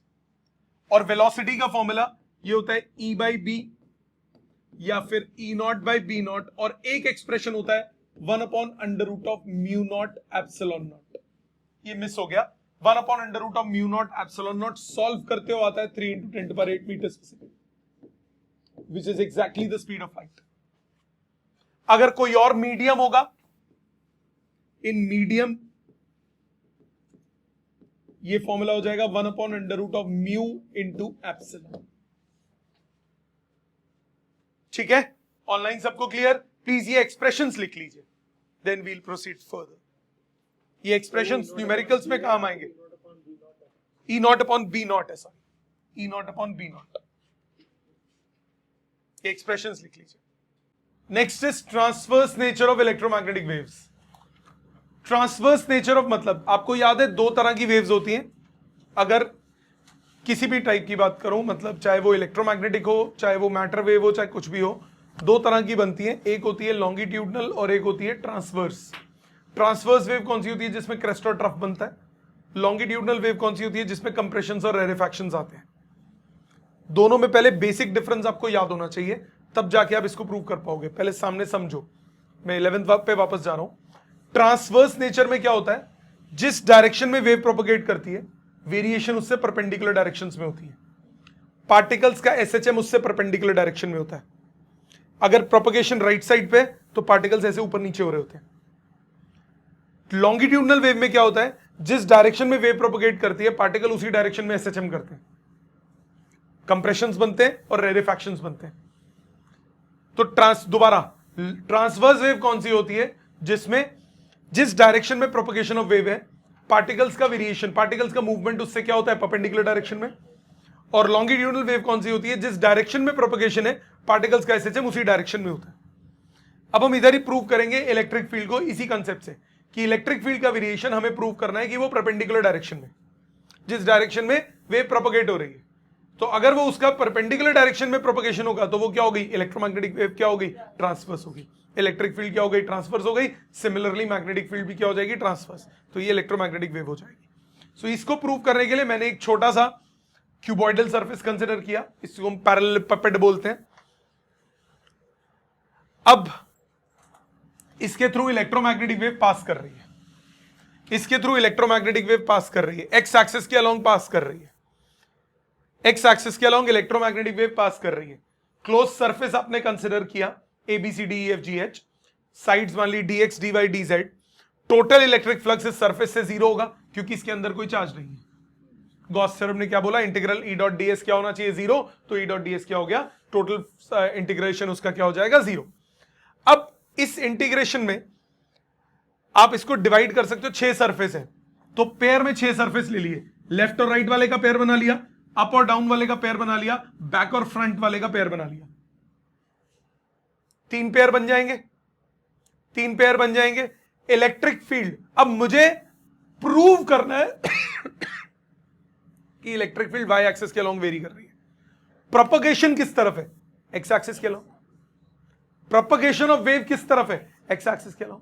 मतलब वाई एक्सिस के अलोंग वेव प्रोपगेट नहीं कर रही, वेरिएशन नहीं है और हमें पता भी नहीं है। तो इसको हम क्या बोल सकते हैं, इलेक्ट्रिक फील्ड जो है वो वाई और जेड पे डिपेंडेंट नहीं है, वो किस पे डिपेंडेंट है, एक्स पे, ओमेगा टी प्लस के एक्स या K X minus omega T, तो वो एक्स पे डिपेंडेंट है। तो यानी वाई और जेड का कंट्रीब्यूशन टोटल कितना हो जाएगा, जीरो। सिर्फ कंट्रीब्यूशन कौन सा बचा, electric field along X axis का। सो एक्स एक्सिस के अलोंग आप नोटिस करो कौन कौन से सर्फेसेस हैं, एक है ए बी सी डी और एक है ई एफ जी एच। ये एक्स एक्सिस के अलोंग जो आएगी इलेक्ट्रिक फील्ड, उस पे फ्लक्स इससे पास होगा ना। एक्स एक्सिस राइट साइड पे, एक ये सरफेस एक ये सरफेस, एक्स के सरफेस पे सिर्फ यही दो आएंगे ना। इलेक्ट्रिक फील्ड की वेरिएशन, एंटरिंग फ्लक्स किधर हुआ, कौन सा वाला, ई एफ जी एच पे, और लीविंग फ्लक्स कहां होगा, एबीसीडी पे। हाँ कि ना, एंटरिंग फ्लक्स कहां होगा, ई एफ जी एच पे, और लीविंग फ्लक्स कहां होगा, एबीसीडी पे, क्योंकि मैंने वेव को कहां माना है, अलोंग एक्स एक्सिस। सो एबीसीडी और ई एफ जी एच, इनका सम क्या होना चाहिए, zero. Total entering is equal to total leaving. एक पे इलेक्ट्रिक फील्ड मान ली ई एक्स, दूसरे पे मान ली ई एक्स डैश। टोटल जीरो होने का मतलब ई एक्स जो है वो ई एक्स डैश के बराबर होना चाहिए। E X into D Y D Z, ये एबीसीडी का फ्लक्स हो गया, और minus E X dash into D Y D Z, ये दूसरे का फ्लक्स हो गया। टोटल जीरो है, मतलब ई एक्स और ई एक्स डैश बराबर होना चाहिए। ये समझ में आता है, जितना एंटरिंग फ्लक्स होना चाहिए उतना लीविंग फ्लक्स होना चाहिए। ये बात समझ में आती है। एंटरिंग फ्लक्स लीविंग फ्लक्स के बराबर कब होगा, एरिया बराबर है, जितना एंटरिंग फील्ड होगी उतनी लीविंग फील्ड होनी चाहिए ना। मतलब ई एक्स और ई एक्स डैश क्या होने चाहिए, इक्वल, और इनका सम किसके बराबर दिया है, जीरो के। तो टोटल कितना हो गया, ई एक्स और ई एक्स डैश दोनों क्या हो गए, जीरो। इसका मतलब, ध्यान से सुनना मेरी बात, जिस डायरेक्शन में वेव प्रोपगेट कर रही है उस डायरेक्शन में इलेक्ट्रिक फील्ड कितनी है, जीरो। मतलब इलेक्ट्रिक फील्ड कहां होगी, उससे परपेंडिकुलर डायरेक्शन में। सो जिस डायरेक्शन में वेव प्रोपगेट कर रही है उससे परपेंडिकुलर डायरेक्शन में अगर वेरिएशन है तो वेव कौन सी हो गई, ट्रांसवर्स वेव। आ गई बात समझ, दोबारा सुनो। मैंने बोला जिस डायरेक्शन में वेव प्रोपगेट कर रही है अगर उसी डायरेक्शन में इलेक्ट्रिक फील्ड जीरो है तो इसका मतलब इलेक्ट्रिक फील्ड की जो वेरिएशन है वो उससे परपेंडिकुलर डायरेक्शन में हुई। और अगर वेव की परपेंडिकुलर डायरेक्शन में वेरिएशन होती है तो वेव कौन सी बनती है, ट्रांसवर्स वेव। वेव के अलोंग अगर वेरिएशन होती है तो कौन सी बनती है, लॉन्गिट्यूडनल। तो ये इलेक्ट्रिक, ये क्या हो गया, ट्रांसवर्स। सिमिलरली आप प्रूव कर सकते हो कि मैग्नेटिक फील्ड भी एक्स एक्सिस के अलोंग जीरो होगी। तो ये क्या प्रूव हो गया कि ये ट्रांसवर्स वेव है। सो thus the electric and magnetic fields have no component along the direction of propagation, or in an electromagnetic wave both electric and magnetic fields are perpendicular to the direction of propagation, that is electromagnetic waves are transverse in nature। ये paper में एक बार आया हुआ है board में 3 number में। ये prove that electromagnetic waves are transverse in nature। just came once around 15-16 years back. Still it is in course. अगर ये आएगा तो ज्यादा प्रोबेबिलिटी ये है कि एमसीक्यू की फॉर्म में आएगा, कि वो क्या है, ट्रांसवर्स है, लॉन्गिट्यूडनल है, ये है, फलाना है, ढिकड़ा, टिक मारो। ये क्या है, या ये बोलेगा which property is not of electromagnetic wave, उसमें एक ऑप्शन लिखी होगी लॉन्गिट्यूडनल, तो अब उस पर मारोगे कि ये नहीं है। तो ये प्रॉपर्टीज आपको अच्छे से याद होनी चाहिए। ठीक, अब आ जाते हैं आगे कॉन्सेप्ट पे। ये आपको साथ साथ लिखना पड़ेगा क्योंकि इसमें मैथमेटिक्स है थोड़ी सी। इजी बहुत है, मुश्किल नहीं है, आसान बहुत है। अब सिर्फ 10-1 मिनट का समझने वाला पार्ट बचा है सिर्फ, फिर खत्म हो जाएगा। फिर उसके बाद लर्निंग वर्ड पार्ट वाला थोड़ा इलेक्ट्रोमैग्नेटिक स्पेक्ट्रम आएगा। एनर्जी डेंसिटी, आपने 1 मिनट इसको रोक देते हैं, पहले सुनो मेरी बात, सुनो मेरी आवाज सुनो। इलेक्ट्रिक फील्ड की एनर्जी डेंसिटी का आपने क्या फॉर्मूला पढ़ा है, half epsilon naught E square, याद है। मैग्नेटिक में एनर्जी डेंसिटी का फॉर्मूला पढ़ा है half B square by mu naught. कहां पढ़ा है, ईएमआई में। ईएमआई के आखिरी टॉपिक पे मैंने आपको हाफ एल आई स्क्वायर कराया था, उसके बाद एनर्जी डेंसिटी का एक्सप्रेशन कराया था। वो एनर्जी डेंसिटी का क्या एक्सप्रेशन होता है, half B square by mu naught. NCERT में, ईएमआई में लास्ट सॉल्ड एग्जांपल वो इसी पे, उसमें वो प्रूफ किया हुआ है, half B square by mu naught. So energy density, अब इलेक्ट्रोमैग्नेटिक वेव में इलेक्ट्रिक फील्ड भी है और मैग्नेटिक फील्ड भी है, क्योंकि इलेक्ट्रिक और मैग्नेटिक दोनों फील्ड्स हैं, तो यानी दोनों के पास एनर्जी होगी। सो टोटल एनर्जी डेंसिटी क्या होगी, दोनों का सम। दूसरी बात, इधर इलेक्ट्रिक और मैग्नेटिक फील्ड कांस्टेंट्स नहीं है, वेरी कर रही है। जब कोई चीज वेरी करती है तो आप कोई भी वैल्यू अगर देते हो, जैसे ऑल्टरनेटिंग करंट में आप करंट बोलते हो 5 एम्पियर, तो 5 एम्पियर कौन सा होता है, आरएमएस वैल्यू। तो यहां पे अगर मैं half epsilon naught E square लिखूंगा तो वो ई क्या होगी, RMS value. Half B square by mu naught लिखूंगा अगर मैग्नेटिक फील्ड की एनर्जी डेंसिटी, तो बी क्या होगी, आरएमएस वैल्यू। जो भी वेरी करेगा उसमें आपको दोनों वैल्यूज लेनी पड़ेंगी। So electromagnetic waves carry energy as they travel through space and this energy is shared equally by the electric and magnetic fields. I'll prove it that they are equal. अभी करूंगा proof. Energy density of EM wave is the energy in unit volume of the space through which the wave travels. In free space, energy density of static electric field half epsilon naught e square होता है, और static magnetic field वो कितना होता है, half b square by mu naught. ये सबको याद है। Total energy density static electric और magnetic field की हो गई half epsilon naught e square half b square by mu naught. ये स्टैटिक की है, ये इलेक्ट्रोमैग्नेटिक की नहीं है। अब जब हम इलेक्ट्रोमैग्नेटिक की बात करेंगे तो दोनों वेरी करती है साइनोसॉइडली, साइन वेव होती है दोनों की। तो जो ऊपर वाली इक्वेशन है वो चेंज होके आरएमएस वैल्यू आ जाएगी। Half epsilon naught E square, उसमें ई क्या यूज होगा, RMS. Half B square by mu naught, उसमें बी क्या होगा, आरएमएस। अब अगर मैं इसको पीक में कन्वर्ट करता हूं तो आरएमएस क्या होता है, E naught by root 2। Magnetic field का आरएमएस क्या हो जाएगा, B naught by root 2।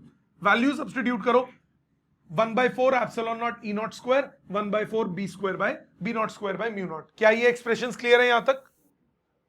Online सबको ये दोनों एक्सप्रेशंस क्लियर है? अब ई नॉट क्या होता है, बी नॉट इंटू सी, अभी पढ़ा, ई नॉट बाय बी नॉट सी के इक्वल।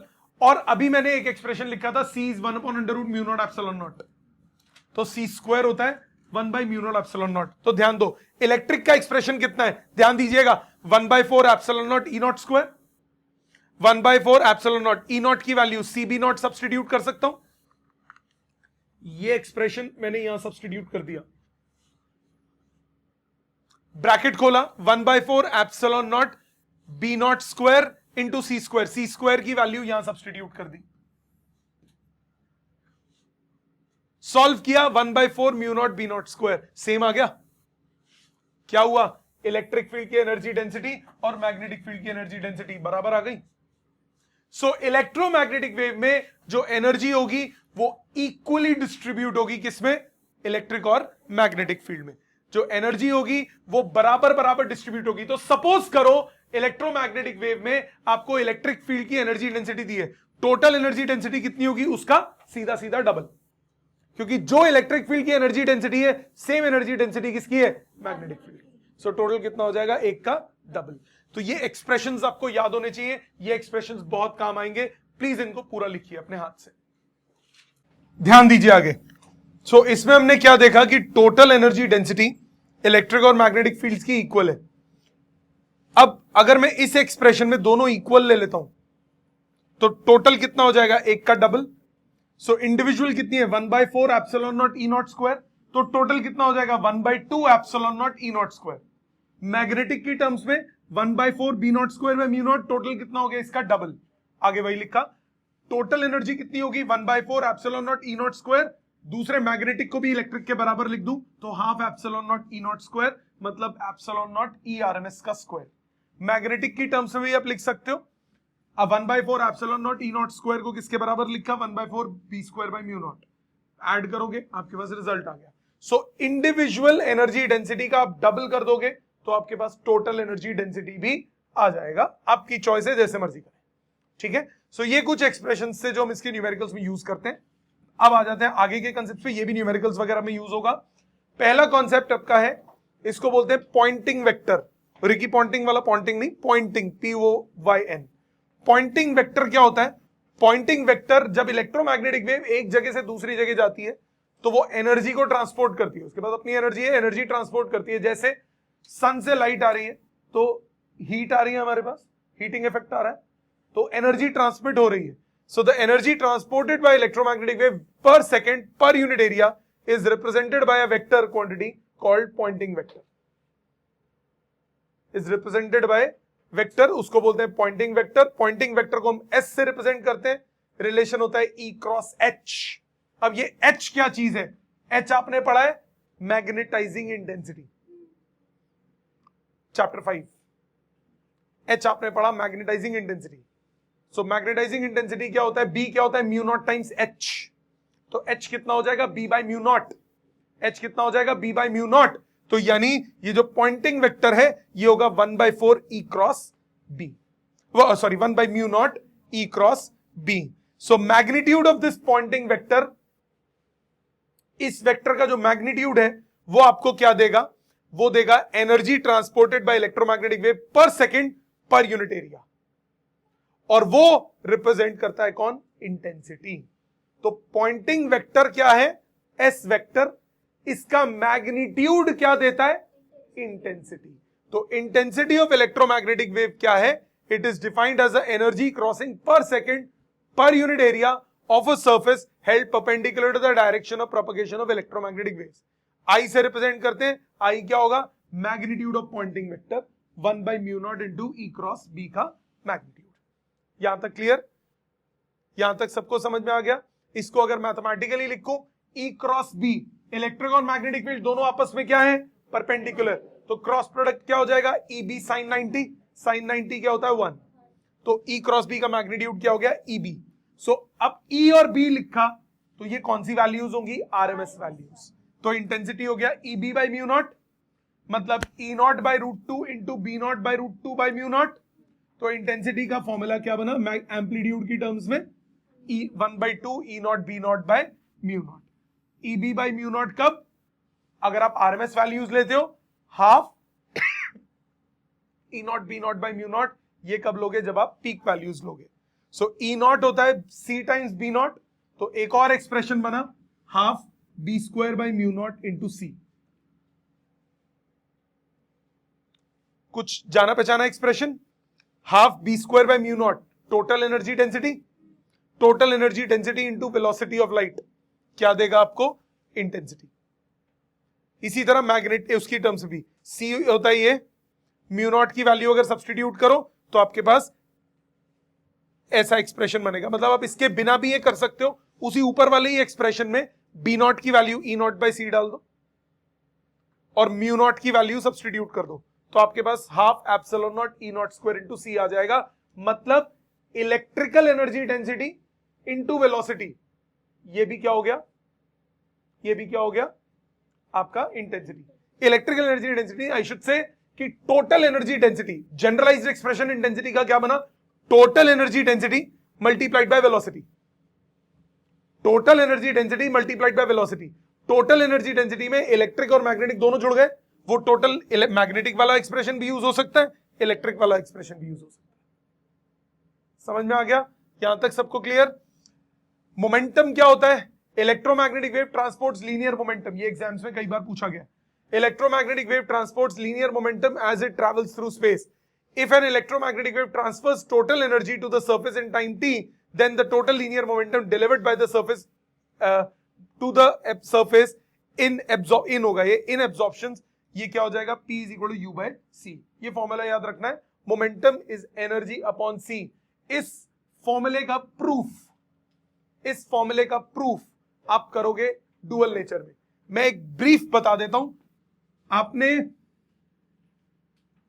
इलेक्ट्रोमैग्नेटिक वेव है, ध्यान देना, इसमें थोड़ा सा मैं यूज करूंगा आपकी केमिस्ट्री. आपने केमिस्ट्री में एक टर्म पढ़ी होगी photon.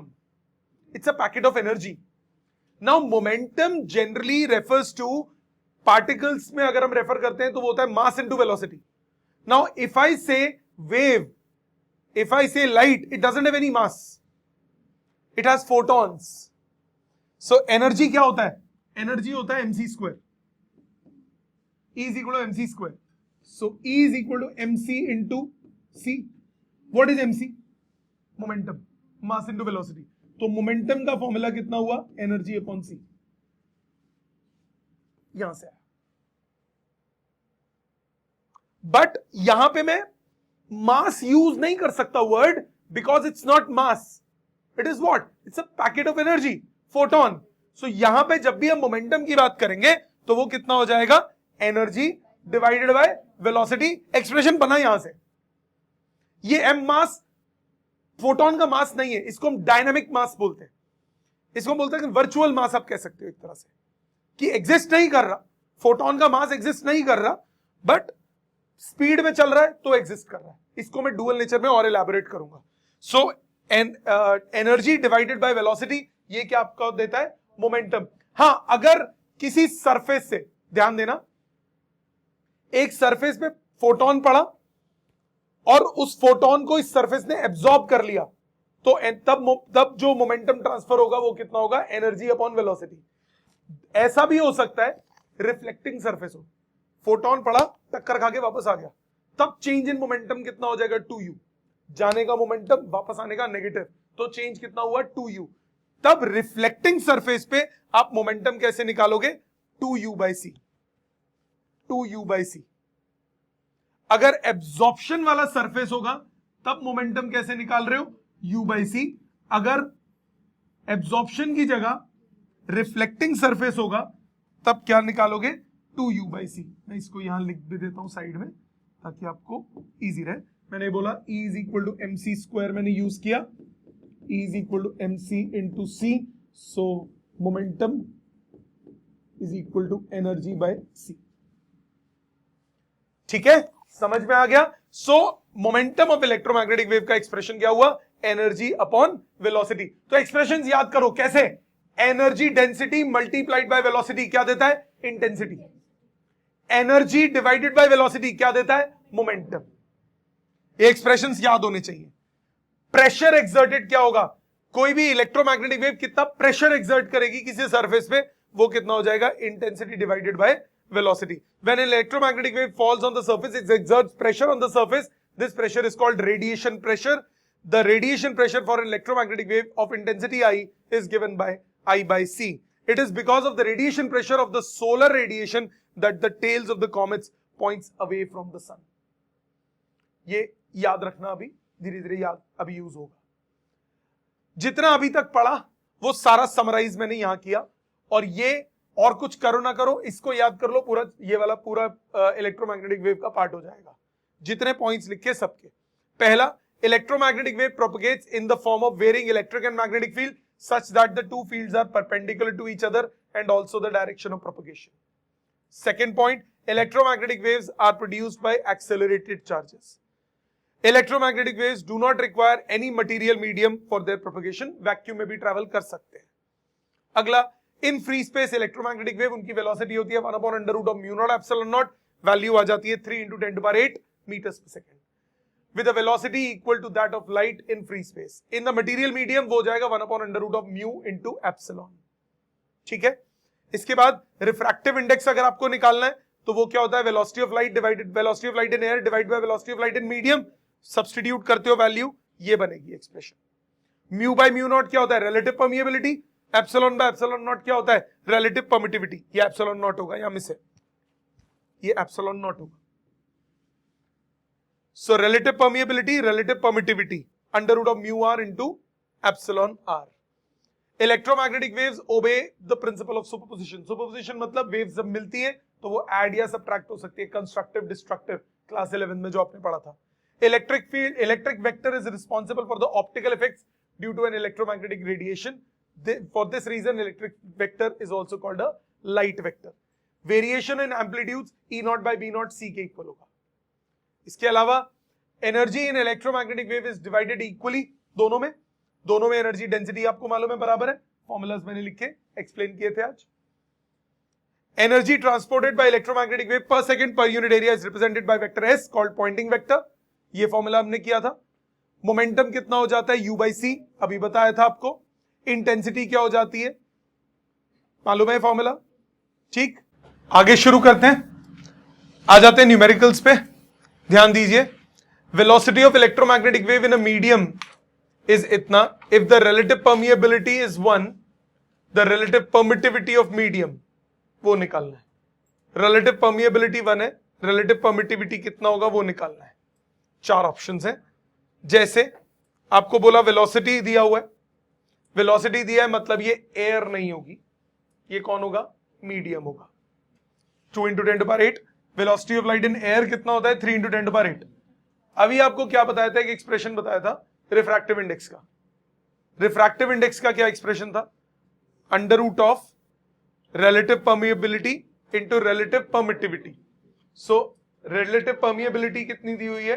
Relative permittivity of the medium निकालना है, परमिएबिलिटी 1 दी हुई है, रिलेटिव परमिटिविटी निकालना है। तो C आपको पता है, रिफ्रैक्टिव इंडेक्स का फॉर्म C नॉट आपको मालूम है, ओवरऑल एक्सप्रेशन आपको मालूम है, सब्स्टिट्यूट कर दो, ये उसमें दोबारा डिराइव करके दिखाया। C by V refractive index हो गया, कितना होगा? Mu epsilon bye mu naught epsilon naught. तो एक्सप्रेशन बनता है relative permittivity into relative permeability. Values मालूम है, आप इस सीधा आंसर निकाल सकते हो, 9:4। क्लियर? सबको क्लियर है? सॉरी, दोबारा क्वेश्चन देखो। क्वेश्चन में आपको क्या बोला था? वेलोसिटी दी हुई थी मीडियम में और वेलोसिटी दी हुई थी एयर में, परमिएबिलिटी दी हुई थी। डायरेक्टली रिलेशन भी यूज कर सकते हो। डायरेक्टली रिलेशन की जगह या मैंने प्रूव करके दिखाया कि पहले आप C by V निकाला, C by V कितना हो गया? रिफ्रैक्टिव इंडेक्स, और ये आ गया relative permittivity divided by relative permeability. एक की वैल्यू पता है, दूसरे की निकालनी है, ठीक। और देखिए, in a plane electromagnetic wave the electric field oscillates sinusoidally at a frequency of इतना, एम्पलीट्यूड इतना, amplitude of oscillating magnetic field कितना होगा? ऑप्शंस भाड़ में जाए। क्या एक्सप्रेशंस आपको बताए थे? एम्पलीट्यूड ऑफ इलेक्ट्रिक फील्ड मतलब आपको E नॉट पता है, एम्पलीट्यूड ऑफ इलेक्ट्रिक फील्ड मतलब आपको E नॉट पता है, आपको B नॉट निकालना है। E naught by B not किसके बराबर था? वेलोसिटी के। तो आपके पास E naught by B not velocity के इक्वल है। 4 ऑप्शंस आपको दी हुई है। फ्रीक्वेंसी आपको मालूम है, इसका कोई काम नहीं है। E नॉट आपको गिवन है, B नॉट आपको निकालना है, E नॉट मिसप्रिंट हो गया। सो B नॉट कितना हुआ? E naught by C। E not पता है, वेलोसिटी पता है, सब्स्टिट्यूट करो, आपके पास आंसर आ गया। क्या ये क्लियर है? मुश्किल तो नहीं लगा? ऑनलाइन सबको क्लियर है? और देखिए, plane electromagnetic wave of frequency 25 megahertz travel in free space along the x direction. Particular point and time electric field आपको दी हुई है, मैग्नेटिक फील्ड कितनी होगी? फिर से E by B, E by B किसके बराबर हो जाएगा? वेलोसिटी के। अब यहां पे आप एक चीज और नोटिस करो, K कैप लगा हुआ हर एक में, ऑब्वियसली K कैप आएगा क्योंकि वेव ट्रैवल कर रही है along x axis, electric field है अलोंग y एक्सिस, तो मैग्नेटिक कहां आएगी? Along z axis. रिलेशन क्या है? E by B equal to velocity. Frequency का कोई काम नहीं है। समझ में आ गई बात सबको? ऑप्शन आ जाएगा, आंसर आ जाएगा आपके पास बी पार्ट। क्या ये क्लियर? ऑनलाइन सबको क्लियर बेटा ये वाला भी? अगले पे आए, अगले पे आए। In an apparatus the electric field was found to oscillate with the amplitude इतना, RMS value of oscillating magnetic field, पहले E naught by B naught equal to C से आप बी नॉट निकाल सकते हैं, और अगर आपको बी नॉट पता है तो आप बी आरएमएस निकाल सकते हैं। बिल्कुल वही खेल खेला, ई नॉट आपको मालूम है, बी आरएमएस आपको निकालना है। ई आरएमएस निकाल दो या तो पहले, और फिर ई बाई बी करके सीधा बी आरएमएस निकाल लो, आपकी चॉइस है, या पहले बी नॉट निकाल के फिर उसको कन्वर्ट करो, आपकी चॉइस है। दोनों तरीकों से हो जाएगा। क्या ये लॉजिक भी समझ में आता है सब बच्चों को? ऑनलाइन सबको क्लियर है बेटा मेथड कैसे करना है ये? Yes, sir. Yes, sir. Next, in an apparatus the electric field was found to oscillate with the amplitude of इतना, amplitude of oscillating, ये अब amplitude निकालना है। फिर क्या करोगे अब? E naught by B naught directly. अब बी आरएमएस नहीं निकालना, तो आरएमएस में कन्वर्जन नहीं करना, सेम कंसेप्ट हो जाएगा। ठीक है, ई नॉट आपको पता है, आपको बी नॉट निकालना है। ई आपको पता है, नहीं, इलेक्ट्रिक फील्ड का एम्पलीट्यूड आपको पता है, मैग्नेटिक फील्ड का एम्पलीट्यूड निकालना है, डायरेक्ट रिलेशन आ गया। अगला, light with an energy flux. अब आता है थोड़ा different question, light with an energy flux. अब सपोज करो क्वेश्चन में मुझे पता ही नहीं एनर्जी फ्लक्स होता क्या है, मेरे को मालूम ही नहीं एनर्जी फ्लक्स क्या होता है। कोई बात नहीं, यूनिट्स पे ध्यान दो, वॉट पर सेंटीमीटर स्क्वायर। वॉट क्या होता है? Energy per second. Energy per second per unit area क्या दे दिया? इंटेंसिटी। क्या दे दिया? इंटेंसिटी। अब light with an energy flux of इतना falls on a non reflecting surface at normal incidence, the momentum delivered, non reflecting surface मतलब absorbing होगा, एब्जॉर्बिंग होगा, एब्जॉर्बिंग होगा। क्या एक्सप्रेशन निकाला था? एक्सप्रेशन लगाइए, एनर्जी फ्लक्स दिया हुआ आपको, एरिया आपको पता है, टाइम आपको पता है, फ्लक्स क्या हो गया? टोटल एनर्जी कितना हो गया? Flux into area into time, total energy आ गया। टोटल एनर्जी आ गया तो मोमेंटम का एक्सप्रेशन क्या था? Total energy divided by velocity. So total energy आपको मालूम है, वेलोसिटी आपको मालूम है, दोनों को सब्स्टिट्यूट कीजिए, आपके पास आंसर आ जाएगा। समझ में आया? नॉन रिफ्लेक्टिंग है, अगर रिफ्लेक्टिंग सरफेस होती तो 2u बाय c यूज होता। ठीक, अगला, light with energy flux of इतना is incident on a mirror of size इतना normally, force experienced by it and momentum delivered in 1 minute. Mirror है, रिफ्लेक्टिंग होगा, तो अब क्या यूज होगा? 2u by C. Concept same, energy flux आपको पता है, तो energy flux into area into time आपको क्या दे देगा? Total energy. 2u बाई सी करोगे, आपके पास क्या आ जाएगा? Momentum.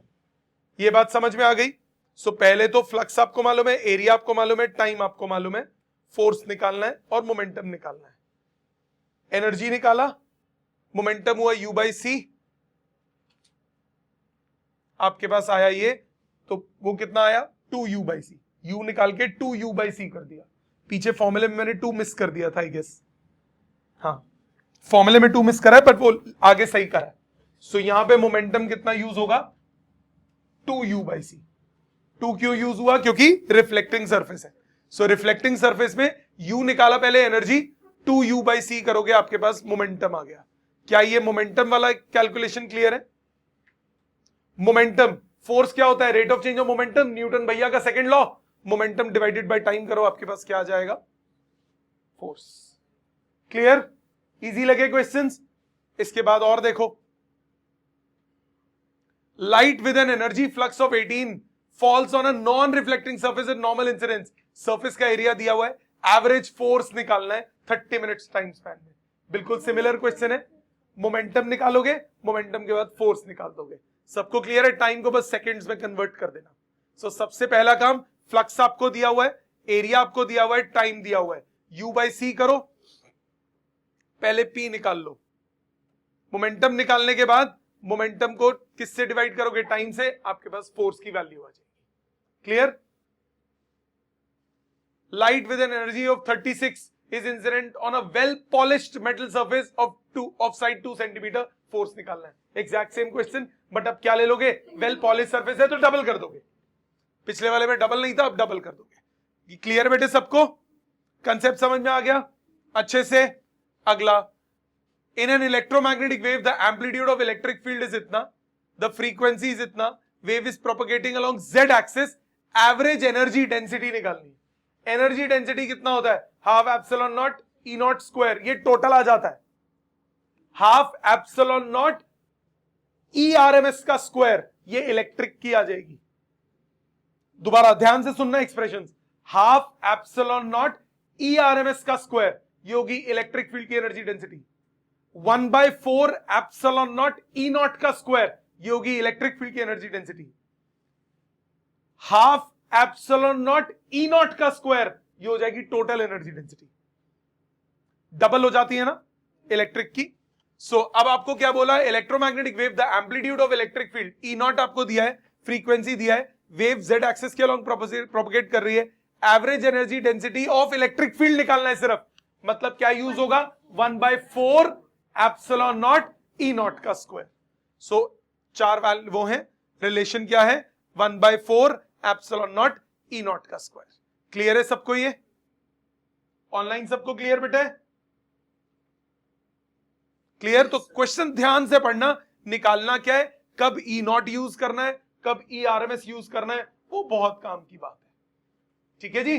Next, RMS values of electric field in a plane electromagnetic wave is इतना, average energy density of electric field and the average energy density, मतलब ये टोटल इलेक्ट्रिक फील्ड की एवरेज एनर्जी डेंसिटी कितनी हो जाएगी? Half epsilon naught E RMS का square. E RMS दिया हुआ है ना, half epsilon naught E RMS का स्क्वायर, ये हो जाएगी इलेक्ट्रिक फील्ड की एनर्जी डेंसिटी।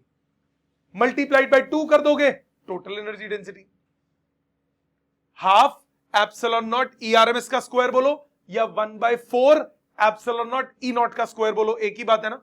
सो क्या करा? हाफ ई आरएमएस पहले ई नॉट से निकाल लिया, कोई बात नहीं, अब जैसे मर्जी कर लो। सो 1/4 एप्सिलॉन नॉट ई नॉट का स्क्वायर से निकाला इलेक्ट्रिक, या फिर half epsilon naught E RMS के स्क्वायर से भी निकाल सकते हो। इलेक्ट्रिक निकाला और टोटल के लिए आप क्या कर दोगे? इसको डबल कर दोगे, twice of electric average density. ठीक। Next, intensity of television broadcast station E is equal to इतना वोल्ट पर मीटर, ये इलेक्ट्रिक फील्ड दी हुई है, dash and the wavelength is dash. Electric field का एक्सप्रेशन दिया है, आपको इंटेंसिटी और वेवलेंथ निकालना है। इंटेंसिटी और वेवलेंथ निकालना है तो स्टैंडर्ड फॉर्मूले से कंपेयर करोगे। स्टैंडर्ड फॉर्मूले से कैसे कंपेयर करोगे? E is equal to E naught omega T और के एक्स। सो ओमेगा हो गया 10⁹, ओमेगा हो गया 10⁹, C is equal to nu lambda, expression आपके पास आ जाएगा, वेवलेंथ निकल जाएगी। क्या यहां तक बात समझ में आई? डाटा कुछ मिस हुआ इसमें, एक मिनट बेटा, कुछ मिस है, just a moment, just a moment, there is something missing in this question. K की वैल्यू गिवन होनी चाहिए। Lambda is equal to C is equal to nu lambda, lambda हो गया C बाय फ्रीक्वेंसी। ये expression कैसे बना जरा वो ध्यान दो। C is equal to nu lambda, lambda हो गया C बाय फ्रीक्वेंसी, 2 पाई से मल्टीप्लाई, 2 पाई से divide, 2 pi multiplied by frequency होता है omega, C into 2 pi by omega. ये एक्सप्रेशन वहां से आया, C बाय ओमेगा इंटू 2 पाई। अच्छा वैसे भी निकल जाएगा, नहीं, नथिंग इज मिसिंग। तो 2 पाई बाय लैम्डा हो गया omega by C, 2 pi by lambda हो गया ओमेगा बाय C, तो इधर से लैम्डा निकल जाएगा। C तुम्हें पता है, ओमेगा तुम्हें पता है 10⁹, C तुम्हें पता है, ओमेगा तुम्हें पता है, वेवलेंथ निकल जाएगी। क्या ये बात समझ में आ गई? C पता है, ओमेगा पता है, वेवलेंथ निकल जाएगी। तो वेवलेंथ कैलकुलेट की, हमारे पास आंसर आ गया। दूसरी चीज हमें निकालनी है क्या? इंटेंसिटी। इंटेंसिटी का फॉर्मूला अभी निकाला था, सेम एक्सप्रेशन लगाओ, आंसर आ जाएगा। क्या ये मैथमेटिकली क्लियर है? इंटेंसिटी का फॉर्मूला याद है ना, half epsilon naught E not का स्क्वायर इनटू वेलोसिटी, तो वही एक्सप्रेशन लगाया, तो मेरे पास इंटेंसिटी आ गई। क्लियर सबको बेटे? ऑनलाइन सबको clear? Sun delivers 10⁻³ watt per meter square of electromagnetic flux incident on the roof of dimensions इतना। सूर्य से इतनी रोशनी की तरंगे आ रही हैं जो कि 10⁻³ वॉट पर मीटर स्क्वायर डिलीवर कर रही हैं। तो आपको क्या निकालना है?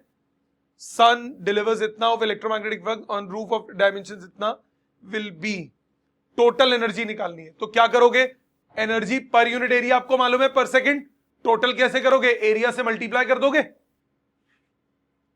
टोटल पावर निकालना है ना, टोटल कितना आ रहा है, क्योंकि यूनिट्स देखो क्या चाहिए, पावर चाहिए हमें।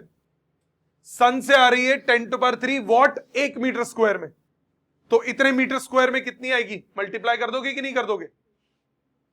क्या ये बात क्लियर, समझ में आ गया? तो ये था यहां तक का बेसिक बात, यहां तक की बेसिक बात, यहां तक आई गेस सबको क्लियर होगा।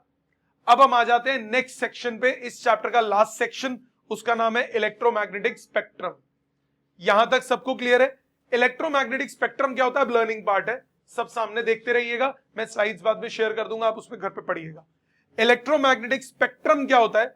इलेक्ट्रोमैग्नेटिक स्पेक्ट्रम में जितनी भी इलेक्ट्रोमैग्नेटिक वेव्स हमें नेचर में पता है, उन इलेक्ट्रोमैग्नेटिक वेव्स को अगर मैं फ्रीक्वेंसी की फॉर्म में या अदरवाइज अरेंज कर दूं तो जो स्पेक्ट्रम बनता है उसको बोलते हैं इलेक्ट्रोमैग्नेटिक स्पेक्ट्रम। तो जैसे ये आपके पास ये एनसीईआरटी वाला डायग्राम है, गामा रेज लगभग कहां कहां होती है, एक्स रेज किस रेंज में होती है, ultraviolet, visible, infrared, microwave, short wave, radio wave, television rays, AM radio, long radio wave, ये सारी की सारी क्या हो जाती हैं? Electromagnetic waves. इनमें सबसे बड़ी प्रॉब्लम एग्जाम के लिए ये है कि आपको approximate wavelength range, approximate frequency range सबकी पता होनी चाहिए। एग्जाम में आ जाता है, कैसे कैसे क्वेश्चन आते हैं, कहेगा कि ये फ्रीक्वेंसी रेंज है, बताओ कौन सी वेव होगी, ये वेवलेंथ रेंज है, बताओ ये किसकी बात कर रहा है, या 3-4 दे देगा, कहेगा अरेंज करो in the order of increasing frequency, arrange करो in the order of increasing wavelength. इस तरह से क्वेश्चंस आ सकते हैं। तो ये ऑर्डर याद होना बहुत जरूरी है, स्पेसिफिकली ऑर्डर, बाकी अप्रोक्सीमेट रेंज तो याद होनी ही चाहिए। ये अब उसी को दूसरे फॉर्म में रिप्रेजेंट किया, radio waves, microwaves, infrared, visible, ultraviolet, X rays, gamma rays, जैसे जैसे राइट साइड जा रहा हूं फ्रीक्वेंसी बढ़ती जा रही है, वेवलेंथ कम होती जा रही है।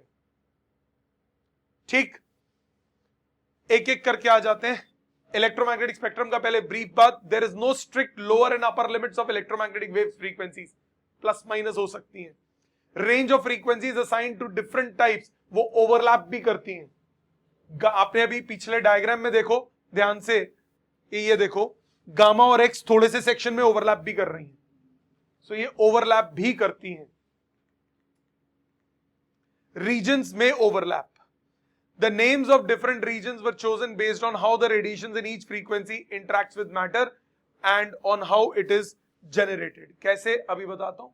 इलेक्ट्रोमैग्नेटिक स्पेक्ट्रम, इनके यूजेस, ये अगर आपको याद हो जाए तो लगभग आधा काम खत्म हो गया, क्योंकि 1 मार्कर क्वेश्चंस बहुत पूछे जाते हैं। गामा रेज कहां कहां यूज होती है, आपको मालूम है गामा रेज कहां यूज होती है? Give information on nuclear structure, medical treatment, इन सब में गामा रेज यूज हो सकती है। एक्सरेज कहां कहां यूज होती है? मेडिकल डायग्नोसिस में यूज होती है, क्रिस्टल स्ट्रक्चर को काम लेने के काम में आती है, हमारे अंदर का एक्सरे निकालने के काम में आती है। अल्ट्रावायलेट रेज स्टेरलाइज करने के लिए, इनविजिबल राइटिंग्स को देखने के लिए, फिंगरप्रिंट्स देखने के लिए, और उसमें पानी को फिल्टर करने के लिए, उसमें भी यूवी रेज यूज होती है बैक्टीरिया मारने के लिए। विजिबल लाइट देखने के लिए। इंफ्रारेड रेज कहां यूज होती है? Infrared rays they give the sensation of warmth, गर्मी का एहसास दिलाए, लक्स कोजी की तरह, वही है क्या? Infrared rays. So treat muscular strain बढ़ जाता है, क्या करते हैं? सेक देते हैं, तो वो क्या है? आईआर रेज आ रही हैं। इसके अलावा माइक्रोवेव्स, रेडियो वेव्स कहां यूज होती हैं? रडार कम्युनिकेशन में यूज होती हैं। रेडियो, अब इंडिविजुअल आ जाते हैं। रेडियो वेव्स का क्या काम होता है? रेडियो वेव्स होती क्या है, इनकी बात करते हैं। Radio waves, electromagnetic waves of wavelength longer than about 1 metre are called radio waves. ये जितने भी हम कम्युनिकेशन करते हैं सब में रेडियो वेव्स इस्तेमाल होती हैं, जितने भी कम्युनिकेशन है।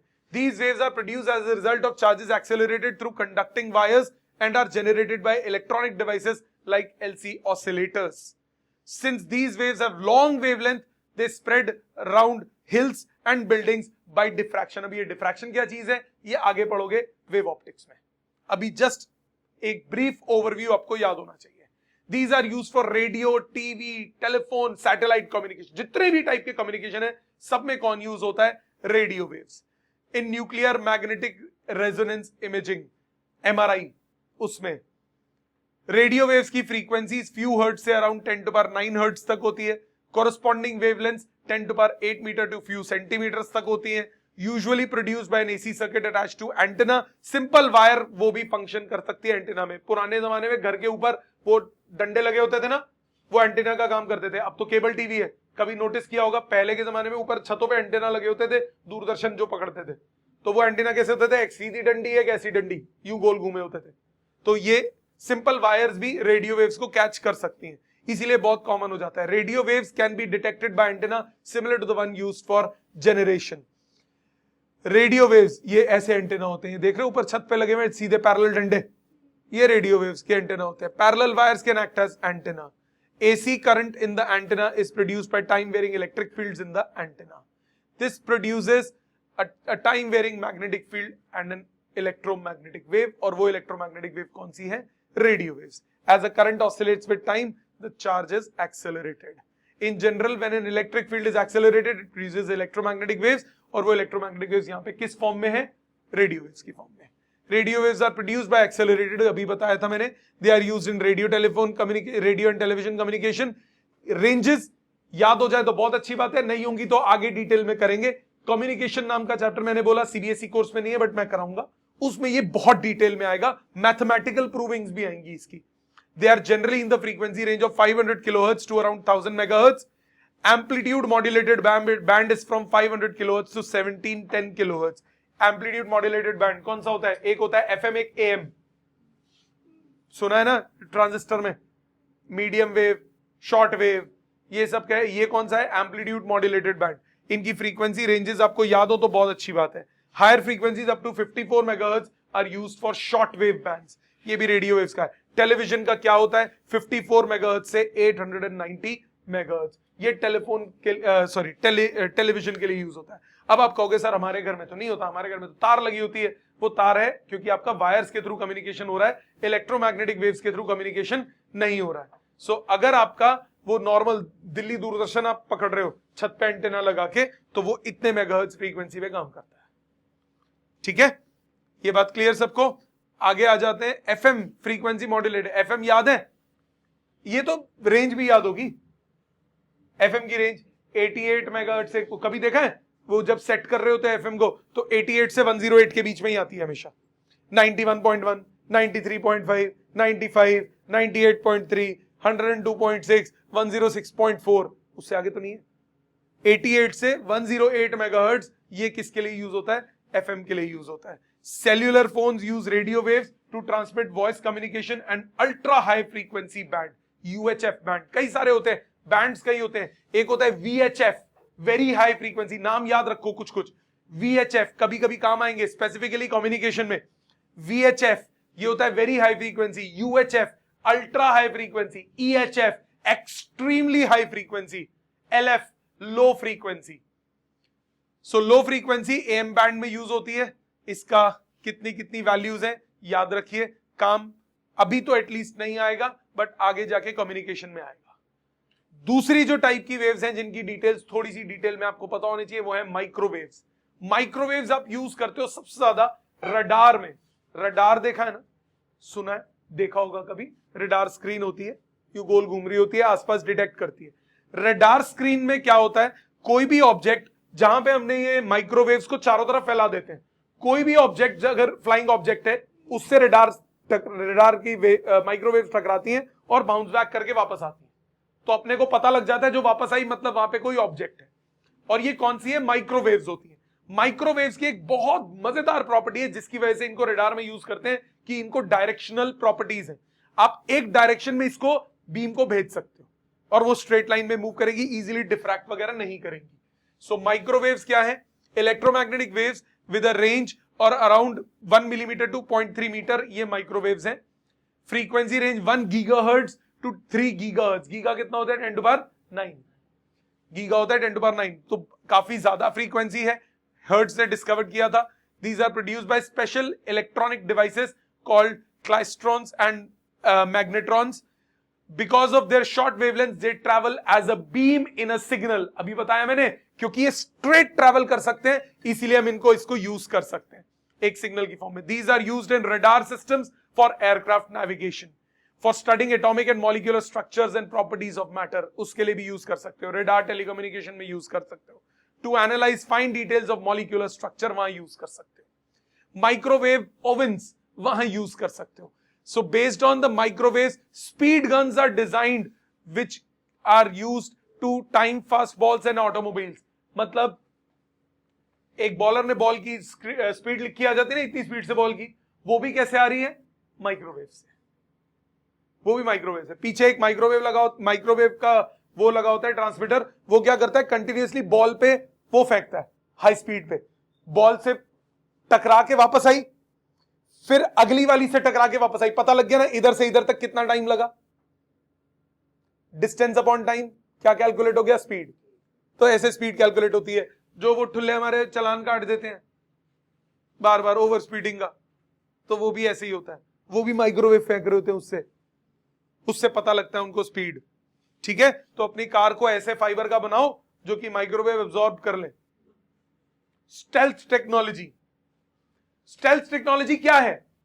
देखो, एयरक्राफ्ट उड़ रहा है, उसकी स्पीड पता कैसे लग रही है? माइक्रोवेव पड़ी, रिफ्लेक्ट होके वापस आ गई, रिफ्लेक्ट होके वापस आ गई, तो अपने को पता लग गया ना कि वहां पे एक ऑब्जेक्ट है।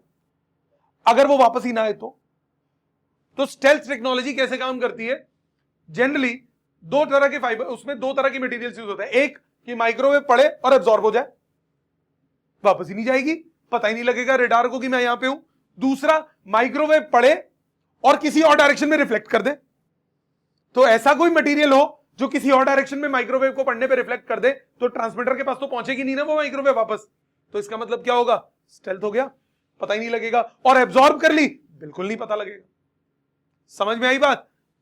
और कब यूज होता है? Microwave produce heat when absorb by matter. Microwave oven इसी पे बेस्ड है। पानी के मॉलिक्यूल्स पे काम करता है। Water molecules vibrate in the frequencies of the order of microwave frequencies. ऐसा होने से होगा क्या? फ्रीक्वेंसी ऑफ वाटर मॉलिक्यूल होती है 3 gigahertz. The frequency of microwaves is selected to match the resonance frequency of water molecules. किसी खाने को आप गर्म करो माइक्रोवेव में, अगर उसमें पानी होगा, मतलब कोई लिक्विड फॉर्म में होगा, तो वो ज्यादा गर्म होगा और अच्छा गर्म होगा माइक्रोवेव में। क्यों? क्योंकि वो माइक्रोवेव जो है वो वाटर मॉलिक्यूल्स को रेजोनेंस करके हीट प्रोड्यूस करवाती हैं।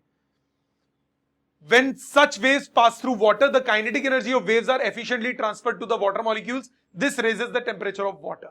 जैसा रेजोनेंस में होता है, आपने वेव्स में पढ़ा होगा, when similar frequency मिलती है तो एम्पलीट्यूड ऑफ वाइब्रेशन बढ़ जाता है, जिसको हम रेजोनेंस बोलते हैं। तो सेम चीज यहां पे है जो काम करता है। This raises the temperature of food containing water.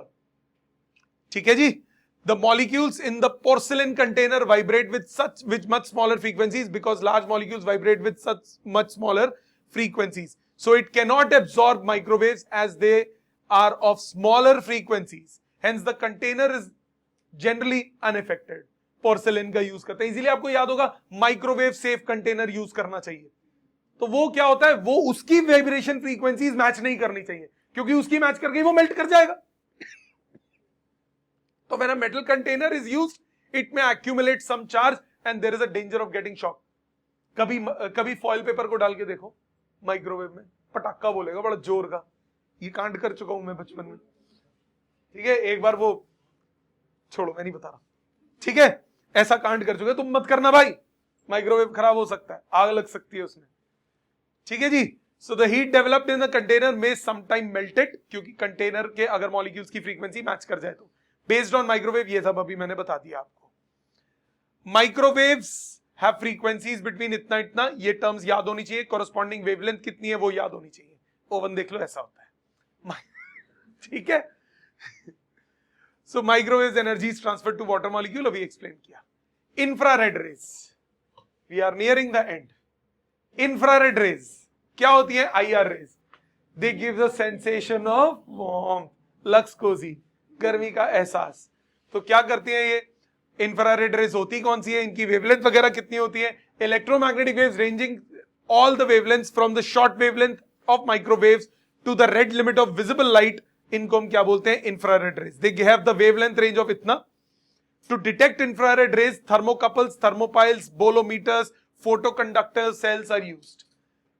Properties: infrared rays are electromagnetic waves and they travel with the speed of light. सारी electromagnetic wave speed of light से ट्रैवल करती हैं, रिफ्लेक्शन रिफ्रैक्शन के लॉस फॉलो करती हैं, interference produce करती हैं, polarisation करती हैं। ये क्या होती है पोलराइजेशन आगे बताऊंगा जब हम पढ़ेंगे wave optics. When allowed to fall on matter, infrared ray produces an increase in temperature, गर्मी का एहसास। ठीक है। Infrared rays affect a photographic plate.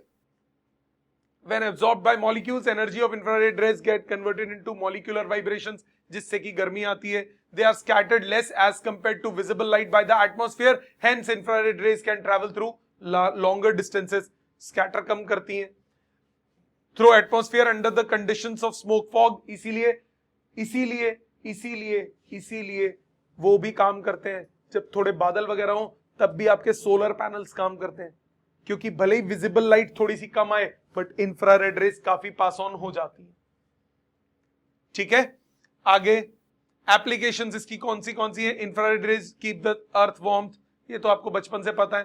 Cold deposits in the interior of earth are as a result of conversion of forest wood into coal due to infrared rays. Infrared rays are used for taking photographs during conditions of smoke fog. IR cameras होते हैं रात के time पे, वो पहन लेते हैं, वो आईआर कैमरास वो यही होते हैं। वो गर्मी को पकड़ते हैं कितनी दूर है। कभी गेम खेली हो तो उसमें भी होते हैं ना आईआर कैमरे, रात को गोली मारने के काम में आते हैं, वही वाले हैं जिसमें रेड दिखता है दूसरा बंदा। Applications: infrared rays absorb spectra used in study of molecular structure, used for producing hydrated fruits, dehydrated fruits. Infrared rays are used to provide electrical energy to satellites by using solar cells. Infrared rays are used to treat muscular strains. Frequencies इतना, wavelength इतना, गर्मी से पता लगता है, black body radiations आती हैं, useful in monitoring earth's atmosphere. ये जितने भी है ना, इन सबकी प्रॉपर्टीज आपको याद होनी चाहिए, एक एक बहुत काम आएंगी। अल्ट्रावायलेट आपको मालूम है, गंदी रेज जो कि हमारे को कैंसर दे देती हैं, वो यूवी रेज होती हैं। अल्ट्रावायलेट वैसे काम भी आती हैं, हमारे पानी को भी साफ करती हैं। क्यों पानी को साफ करती हैं? उसमें बैक्टीरिया वायरस को मार देती हैं। वेवलेंथ फ्रीक्वेंसीज याद होनी चाहिए। Properties: ultraviolet speed of light से ट्रैवल करेगी, laws of reflection refraction follow करेगी, इंटरफेरेंस पोलराइजेशन दोनों करेंगी। Allowed to fall on metals, they cause the emission of photo electrons. पता है फोटो इलेक्ट्रॉन्स क्या होते हैं? Photo electric emission. High frequency waves हैं, फॉल करी, इलेक्ट्रॉन को मिली, एनर्जी गेन की, इलेक्ट्रॉन बाहर आ गया, डांस करने लगा, तो that is photo electric. They can effect the photographic plate, fluorescence produce कर सकते हैं मेटल पे। Cannot pass through glass but quartz, fluorides and rock salt are transparent to them. Ultraviolet rays possess the property of synthesizing vitamin D when the skin is exposed to the sunlight. Applications इसकी: used for checking mineral samples. Ultraviolet absorption spectra is used to study the molecular structure. Destroy bacteria and is used for sterilizing surgical instruments. पानी के भी काम में आता है। Ultraviolet rays frequencies और वो सब values हैं। Subdivided several categories. अलग अलग अल्ट्रावायलेट ए, अल्ट्रावायलेट बी, ये सब उनकी कैटेगरीज हैं। यूवीए 315 नैनोमीटर से 400 नैनोमीटर, यूवीबी 280 नैनोमीटर से 315 नैनोमीटर, यूवीसी 200 नैनोमीटर से 280 nanometre. Greatest potential for damaging tissue, सबसे ज्यादा ये टिश्यू डैमेज करती है, हमारे को स्किन कैंसर दे सकती है। एक्सरेज और गामा रेज बचपन से पढ़ रहे हो। एक्सरेज क्या होती है? हमारा एक्सरे निकालनी है, मतलब अंदर तक पास हो जाती है। वेवलेंथ याद होनी चाहिए, फ्रीक्वेंसीज याद होनी चाहिए। बहुत हाई फ्रीक्वेंसी रेंज होती है, बम्बार्ड करने के काम में आती है मेटल टारगेट को। पेनिट्रेटिंग पावर बहुत ज्यादा होती है, डेंजरस होती है। Use for study crystal structure. हम लोग भी जब एक्सरे कराने जाते हैं तो आपको याद होगा, एक्सरे जहां होता है तो वो भैया जो एक्सरे वाले हैं वो दूसरे रूम में चले जाते हैं, वहां से बटन दबाते हैं, वहीं नहीं खड़े होते, एक साइड में खड़े हो जाते हैं, थोड़ा दूर खड़े होते हैं, क्योंकि उन्होंने सारा दिन काम करना है। अगर वो सारा दिन अपने अंदर एक्सरे घुसेड़ते रहेंगे तो एक वक्त आएगा वो क्या हो जाएगा, उनको कैंसर हो जाएगा, बीमार पड़ जाएंगे, and that will lead to death. Okay, तो इसीलिए एक्सरेज यूवी रेज ये हार्मफुल है क्योंकि इनकी पेनिट्रेटिंग पावर बहुत ज्यादा होती है। आप एक बार एक्सरे कराते हो या दिन में 10 बार कराते हो? इतनी कम डोज होती है एक बारी में कि इतना इफेक्ट नहीं होता। आप अगर एक दिन में 500 बार एक्सरे कराओ और लगातार 15-20 दिन तक भी करा लो, सिम्टम्स डेवलप हो जाएंगे। गामा रेज कौन सी होती है? ये भी बहुत हाई फ्रीक्वेंसी है, इनकी भी वेवलेंथ रेंज और ये सब याद करना है। गामा रेज कहां सबसे ज्यादा प्रोड्यूस होती है? जब न्यूक्लियर रिएक्शन होता है, तब जो रेडिएशन एमिट होती है वो कौन सी होती है? Gamma rays. सिमिलर प्रॉपर्टीज हैं जो एक्स रेज की हैं, वो सिमिलर प्रॉपर्टीज हैं। ये टेबल आपको याद रखना है, एनसीईआरटी में गिवन है। रेडियो वेव ये टेबुलर फॉर्म में याद रखोगे जल्दी हो जाएगा। इनकी प्रोडक्शन कैसे होनी है ये याद रखना है, ये बहुत इंपॉर्टेंट है कि ये कैसे प्रोड्यूस होती है। रेडियो कैसे प्रोड्यूस होती है, माइक्रो कैसे प्रोड्यूस होती है, infrared light, ultraviolet, X rays, gamma rays, ये सब कैसे प्रोड्यूस होती है, ये आपको याद रखना है और ये बहुत इंपॉर्टेंट है। Thank you very much, that is the end of chapter. अभी ये आपको थोड़ी देर में पीडीएफ शेयर हो जाएगी ग्रुप में।